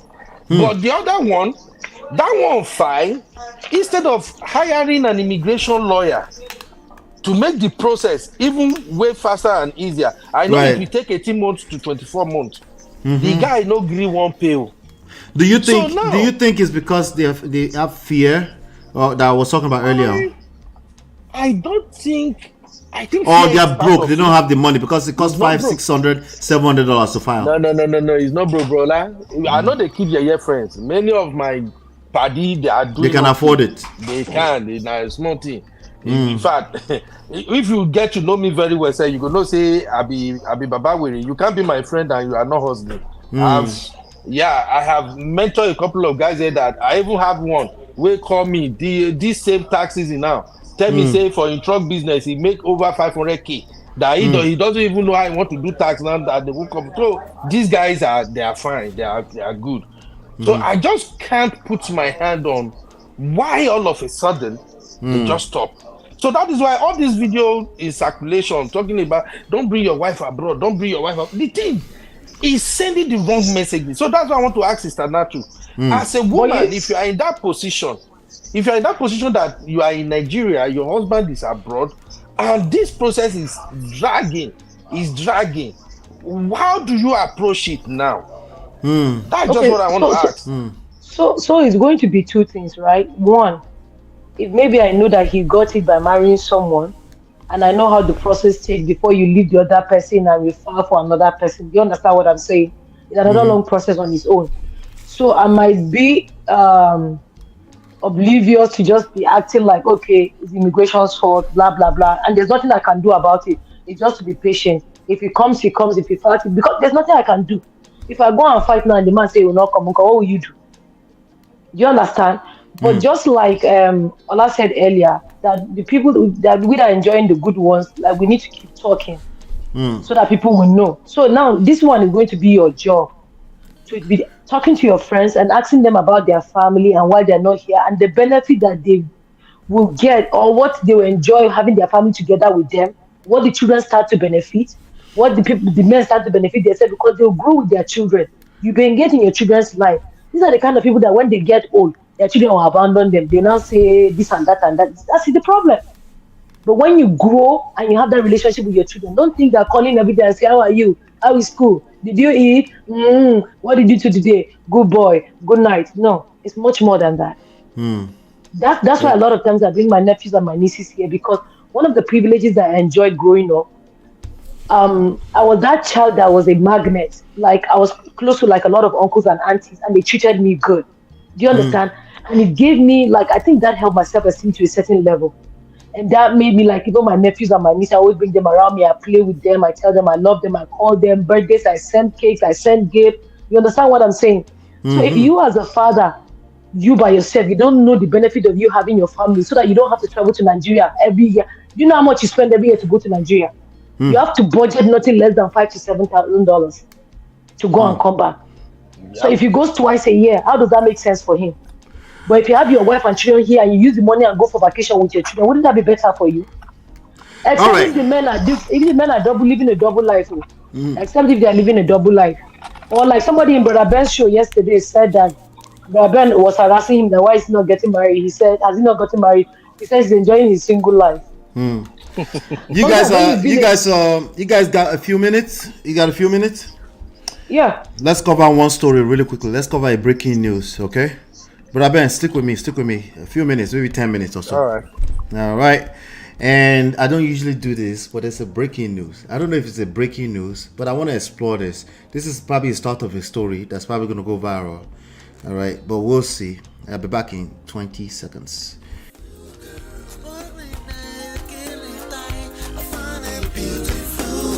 It's your love that I've been missing. I miss all your hugs, your touching and kissing. Me love on the floor, the couch in the kitchen. One love enough, we done enough. All right, to be clear, this is not something that we're excited about, but I'm looking at this crazy news on Instablog Nigeria right now. Are you guys familiar with Kayode Olarawaju? Who that is? Nope. No, who is that? A footballer Kayode Olarawaju accuses his wife of fraud, cheating on him with Pastor Toby Adegboyega, stealing his two Mercedes SUVs to finance Pastor Toby's lifestyle and abducting their children. All right, so this guy has children. Well, I mean, it just kind of congruent with what we're talking about: insecurities, potential cheating, potential fraud. This is all alleged, of course, but I'm going to read it. It says, footballer Kayode Olarawaju accuses his wife of fraud, cheating on him with Pastor Toby Adegboyega, stealing his two Mercedes SUVs to finance Pastor Toby lifestyle and abducting their children. Ezine Dora Kayode, the wife of Nigerian footballer Kayode Olarawaju, has been embroiled in a scandal involving fraud, adultery, and abduction, and shocking the nation. PM News is reporting. Jesus. PM News sounds like, I think that's actually a newspaper. Despite being 7 years older than her husband, oh wow, Ezine Kayode deceived him about her age at the time of marriage. PM News reports that one Yetunde Boss Line, an associate of socialite Daddy Freeze, and his partner, Jesus Christ, they brought Daddy Freeze into this. I was going to ask you, because when you mentioned that pastor's name, Daddy Freeze came to mind. Now, Daddy Freeze, Paddy. Yeah, now you Paddy now, yeah. Socialite Daddy Freeze and his partner introduced Mrs. Wait. An associate of socialite Daddy Freeze and his partner introduced Mrs. Kayode to Pastor Toby Adegboyega. PM News alleged that Pastor Adegboyega engaged in sexual affairs with Mrs. Kayode, who frequently attended orgies, Jesus, leaving home for extended periods. According to Olarawaju, Mrs. Kayode allegedly stole two Mercedes SUVs from him to finance the lavish lifestyle of Pastor Adegboyega and his associates. Furthermore, she conspired with realtor Ugochukwu Igbo Anugo and accomplices Jennifer Max Ndaguibe and Linda DK Anulika to transfer property ownership from Mr. Kayode to herself. Okay, because I was about to say, how is that possible? They have to forge in order to transfer ownership. In a shocking turn of events, Mrs. Kayode abducted her three children on Sunday, 24th March. That's last Sunday of 2024. Their whereabouts unknown, despite numerous complaints and petitions to law enforcement, including the Nigerian Police FCID Alagmo under AIG Idowu Omonhunwa. Efforts to recover the stolen vehicles, properties, and abducted children have been futile. Olarawaju also said Mrs. Kayode has been falsely parading herself as a lawyer and suspected of drug abuse and alleged attempting to manipulate OC SARS, Abuja, and DSS personnel to coerce him into relinquishing his property or face harm. Mr. Kayode, distressed by the situation, has attempted ending it all twice and terminated his football contract, fearing for his life and bite threats from unknown individuals, including those within law enforcement circles. Before I go, I don't know if I need to go into the comments. What do y'all think about this? Brother? Yes, sir. My candid opinion, first and foremost, is there are elements of truth in this. I don't have the facts, but I'm just going by the lavish lifestyle of that pastor and the people he associated with. I think there was one time, I don't want to mention your friend name. And I think your friend now, your friend DF. Mention his name now. It's a public figure, Daddy Freeze, yeah. So I think there was one time there was this story, I think I watched it on YouTube, where this same pastor was accused of getting people, homeless people, people in need into his church, and then he would use their name, get them to sign up for loans. And then those we covered that here a long time ago. We covered that. I saw that on YouTube. So if a man can do that, how much more taking another man's wife and getting the luxury car and everything? So my take is, if they dig further into this story, it's gonna be like 60 to 70% accurate. Thanks. You think? All right, let's hear Natu. This was the video I did 1 year ago. Has 3,000 views on it with covering Pastor Toby Adeboyega. Daddy Free is about to set up ring lights like this night. You think this is his friends? Yeah, because he wants to defend himself. You know him. This I don't know. Say you they do comedy like this, so he's about to set up. You know, and even a very dark man to set up a ring light. No, they had them.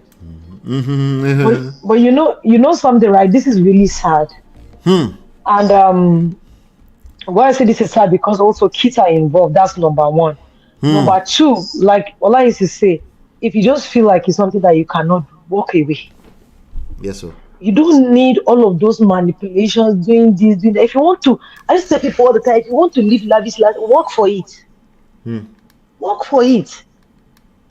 But you want to go and carry the young man's hard-earned money, want to use it and fund another person? No, that's not. If it's even true, that's uncalled for. You understand what I'm saying? Since we don't have the fact. But they say there's no smoke without fire. So the story is still developing. So it's still developing, though. Yes. So more people will start talking, and we'll be able to get more information. But I feel for the guy though, like from hearing the stories of women fathering kids with other men that know their husbands' children, pinning on the husband, and you know that's the worst thing you can do to a man. Just disappear with his children. That's the worst thing you can do to a man. It's bad though. Yeah, that's the worst thing you can do. That's crazy. That's crazy. And I knew that personally when my father, the whole time I've known my father in my life, my father has refused to take transfer to anywhere that will not give him family accommodation, number one. Number two, he has refused to go on any tour because he was a vet and worked with Ministry of Agri. The only tour my father has ever gone to in his life for 30 days was once, and I still remember it. And I still remember the day he left. I can tell you the color of the car, the color of the clothes that he wore when he came back. I was just like 8. But he would never. So, and one time I was about to have a surgery. My father said for me to go into that room and not come out, he'd rather go in and not come out. Do you understand? So you will know that if you want to wound a man, carry his children. Yeah.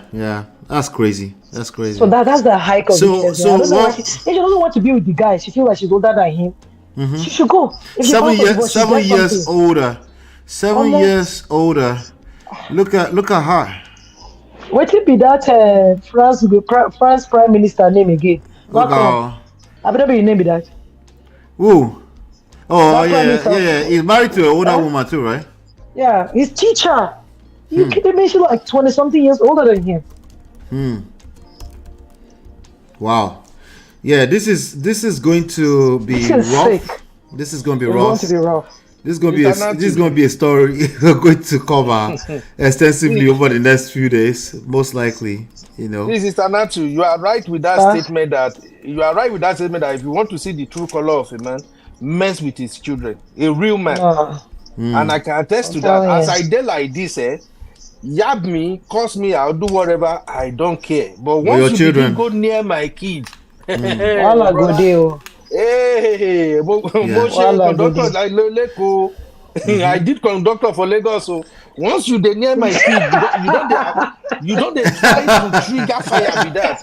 I'm telling you, immediately my Agbe will come. You see, for me, if you like yab me, curse me, do whatever, I don't care. I'll just look over it. Even if na work, you fire me, you go pay me, I'll bounce up again, go. But once you begin to approach my children, they find wahala. So this Pastor Toby now, I think these children, when he don't they involved, now he go be the biggest problem for him so far. Take the wife, leave children for the man. You took everything from him. You still want to take the kid just again? Leave. Do you understand? Just leave. You don't have to do all of that. Like I used to tell women, and this is a part of the lazy women. I used to give women bad rap. You want to spend money, go and work for your money, make your money. The spirit of Pastor Toby. Spirit of Pastor Toby. That's what I'm saying.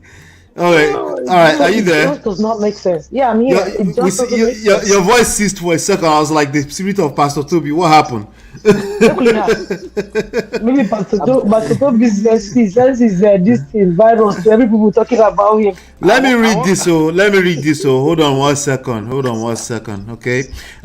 This is her on the PM News story, of course. But here I'm looking at a story on The Nation. Okay, it says Dora Coyote, how Coyote got his groove back. This was published not too long ago, December 10, 2023. That's just 3 months ago or so, right? Or maybe 4 months. Credited with the turnaround of his talented hobby, Nigerian international Olanrewaju Coyote, Dora Coyote, wife, mother, player, intermediary, lawyer, is extending her tentacles in the world soccer business. Thomas Lacrosse? Muto, brother. In this interview with assistant editor Taiwo Alimi, the mother of 3 boys speaks on her newest ventures, life philosophy, and managing her husband's career, among other things. She's a woman of many parts. As the first Nigerian woman football intermediary agent, her passion for player managing was ignited out of love for her football husband and the quest to reposition his ailing career.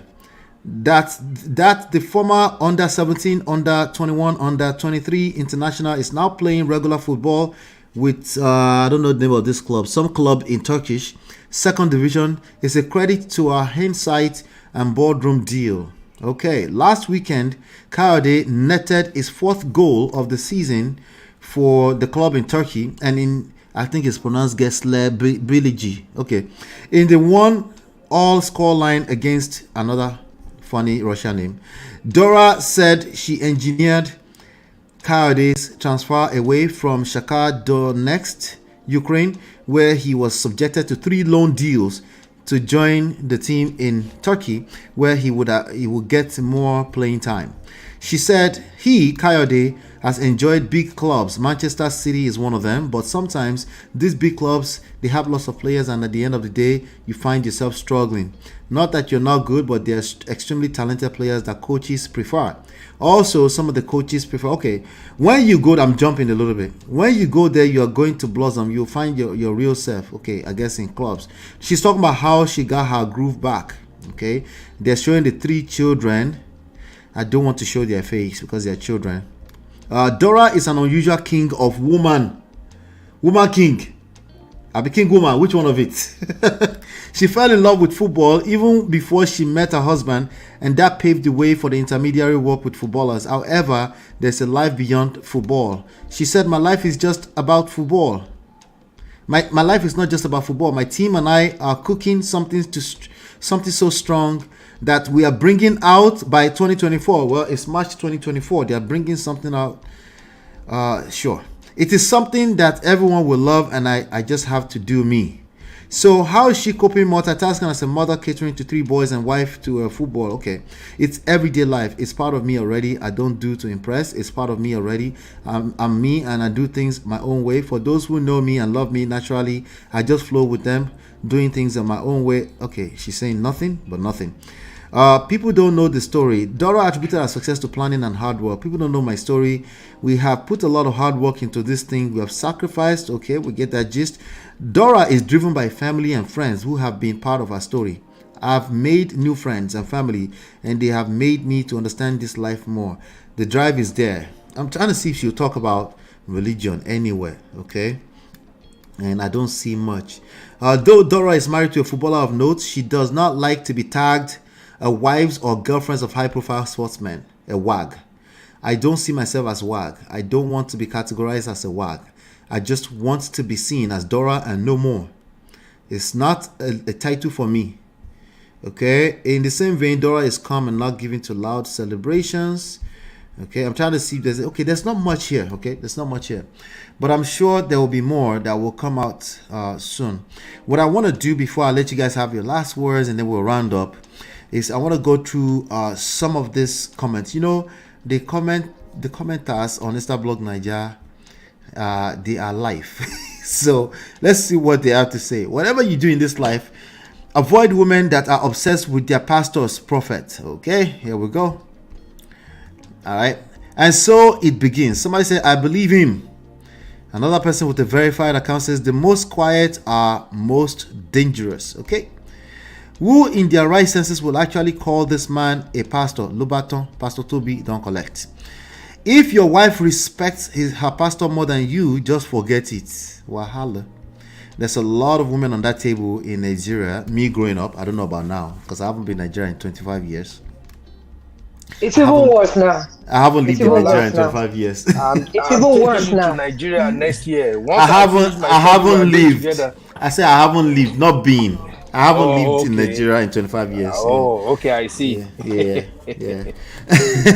Oh well, heard about the orgies some months back. Somebody said they heard about the orgies some months back. Do everybody on the stage know what orgy is, right? Abi, we need shalaye. I don't get evidence. I don't get evidence. I don't get evidence. Is it Jews or Kanu? I don't get evidence. Now person, now Igbo person name. I don't get evidence. Oh well, I heard about the urges. You don't need the Holy Spirit to know this man is not related to God. Why? Because he makes money or he dresses in Gucci? It's a Gucci pastor. What's wrong with that? No, MOP. Let me play devil's advocate. Hold on. Let me finish the comment and let you go. Pastor Toby isn't a pastor. It's just a name. Wahala. He has a church on YouTube. The best that can happen to a man is to marry a good woman. Yawasiko Omidon. To marry now is more riskier than getting kidnapped. You see that fear? Okay. Tyson, God will give you the strength to fight this battle. Why do they call him Tyson? I wish you didn't chase all your homies and family that saw all the red flags away. I pray you come out victorious. Whoa, somebody is saying something we don't know. Yeah, that's a good point. Yes. Sorry for the laugh. There's no laugh. Anything they said that man called Pastor Obi did, he did it. No. We are in same WhatsApp group with that person. I'm in the WhatsApp group with him. Somebody said, see, I'm on this person's WhatsApp group. The story not clear. All right, there's going to be more. I need more before I can make any conclusions. I just wanted to cover it, but let me hear your thoughts, okay? Because we're probably going to cover more and more of this. We'll see how it goes. Well, for me, the only thoughts I want to listen to now, you already know where I'm going. Is for the best friend, the master of ring light setters in Nigeria. For me, this is the time I want to know if he's a true friend or if he's just the type who just want to mingle with people that he can benefit from.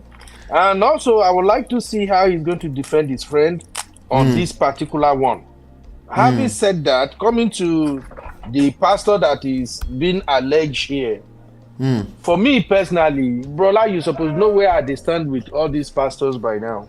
My thing is this. As a pastor, there is nothing wrong with you being blessed because the Bible says, seek ye first the kingdom of God and every other thing shall be added unto you. Now, the moment you start adding artificial stuff to that every other thing that God wants to give you, the that's extra when jara. you lost me as a pastor. Yes. You just lost me right there. I used to say something that when I come to church, I don't want to see my pastor chasing after the same thing I'm chasing after, which is money. So when I come to church and I see that you, my pastor, you are hustling the members more than how even we, the member, they hustle ourselves. I'm done. I'm gone. That is just me. You got a problem with that? Our own faith, now hot and cold, now in the be. That's where I stand on my own. If you are not a pastor who is speaking the word of God and you are actually making positive impact in people's lives spiritually, I am not for you. Now, if you look at this particular Pastor Toby, honestly speaking, that guy did not really represent what I called a man who is after God's heart.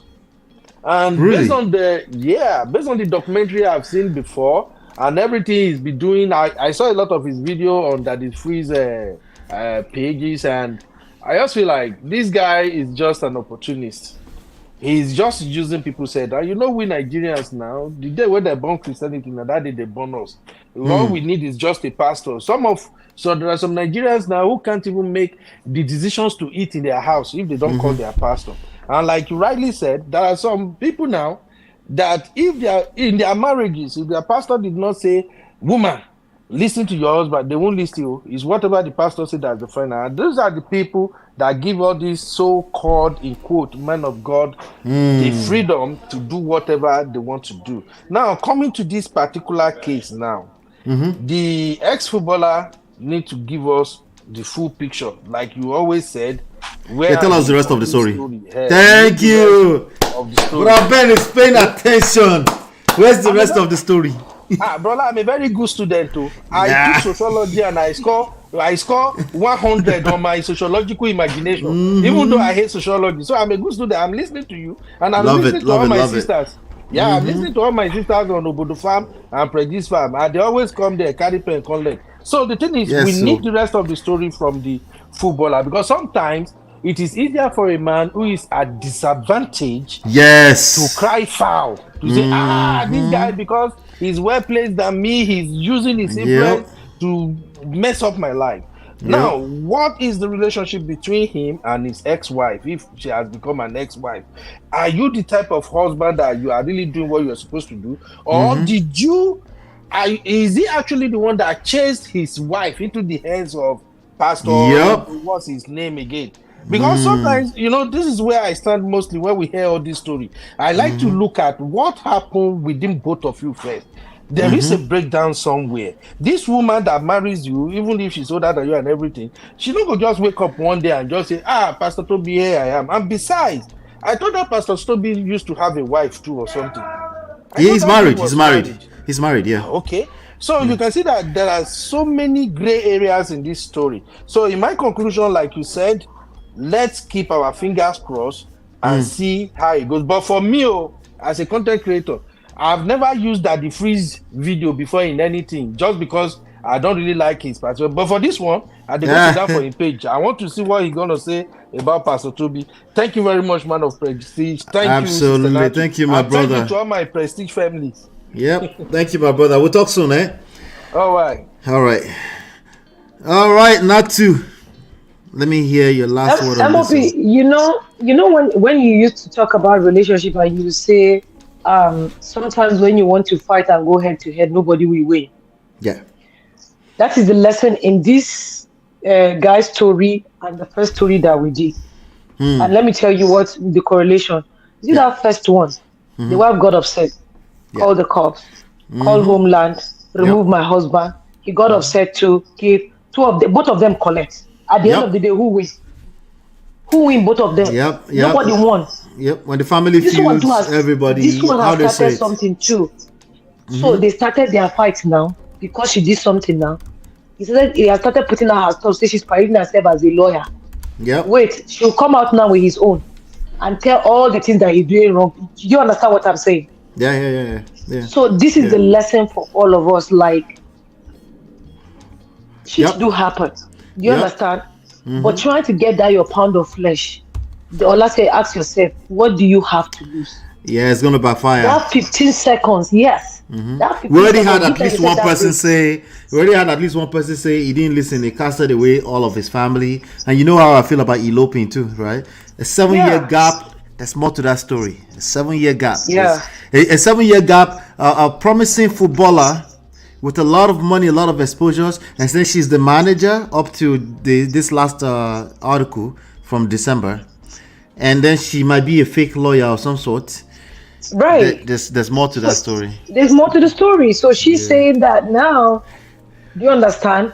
Yeah. Everybody. So she's gonna be upset. She's like, "Did you go to say? You want to say my secret out? All right, I'm going to go and say his own too." I'm telling the whole world. I'm telling everything too. And then she go out and she say her own. So at the end of the day, now you go and see who wins. Nobody. Nobody. That's what you see all the time. Yeah. They say nobody. No, I think there's a saying that nobody wins when the family feuds, right? Yes. Yeah. Yes. So I think this is a lesson for all of us in both stories, honestly speaking. Yeah. All right, awesome. Thank you so much, Natu. I appreciate you as always. Okie doke. We'll talk soon. All right. Yes, sir. Yep. All right. So we don't know much about this story, so I'm not going to spend too much time, dissecting what I don't know. What I can tell you is that there's more to it.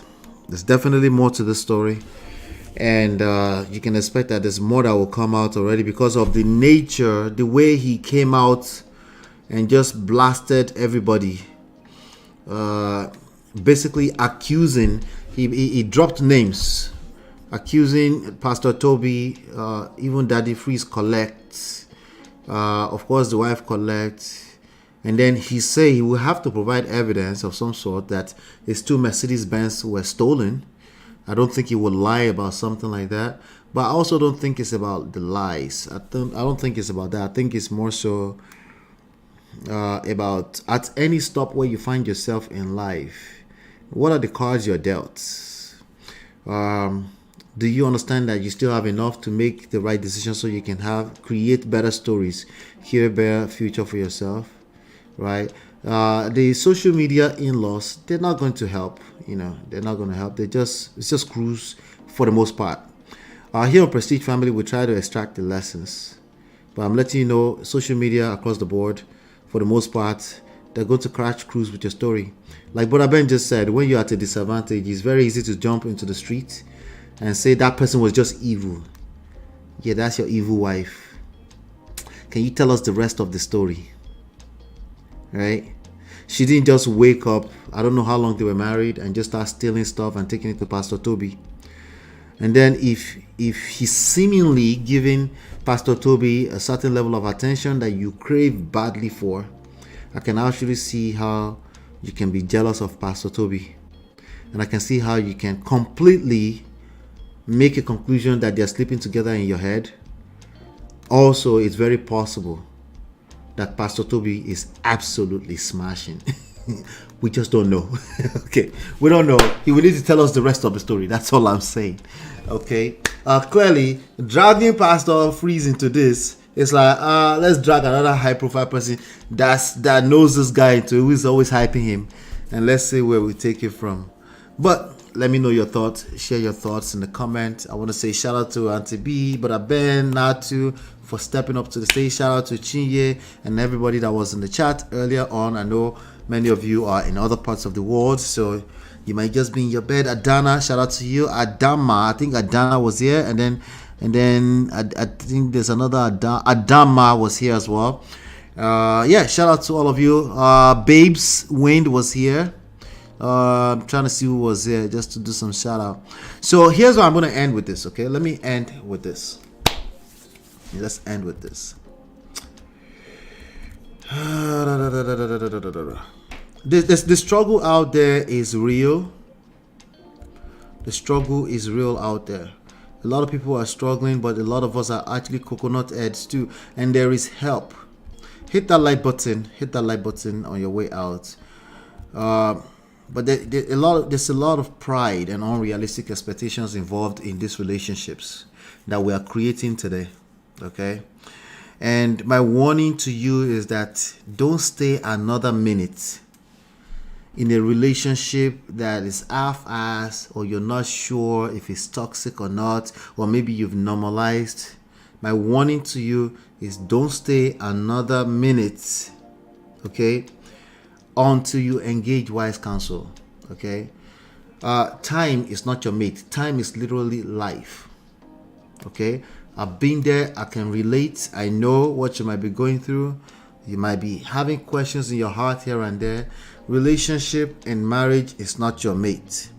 You cannot just keep winging things along and expect that you're going to... You can't keep repeating this, how they say, doing the same thing over and over again, expecting a different result is insanity. Okay? It's insanity. Okay? And the internet streets is a wild place. This is a very, very cold world. Like I said, a lot of people are just out for their own entertainment, and sometimes they will say things that hit a nerve. Remember, it hits a nerve. That means it's a real thing, right? But it's basically mixed in with 80%. It's mixed with 80% truth, because that's why it's landing, and there's a small 20% poison that you're not paying attention to. And my job is to help you with that. So we do offer coaching here. If you're interested in coaching, feel free to send an email to ask@menofprestige.com. If you're absolutely confused, you feel like your relationship have no sense of direction, you don't know where it's going, and you're going through some stuff, send an email. Let's book a session. Let's talk about it, and then we'll see if we can enroll you, see if it's a fit to enroll you into our program. Okay? All right? But like I told you already, if you don't fix it, it's not going away, and you're missing out on life.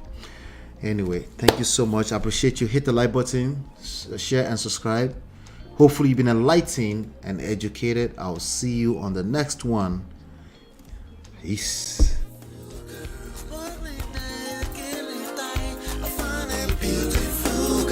It's your love that I've been missing. I miss all your hugs, your touching and kissing. Make love on the floor, the couch in the kitchen. One love enough, we done enough.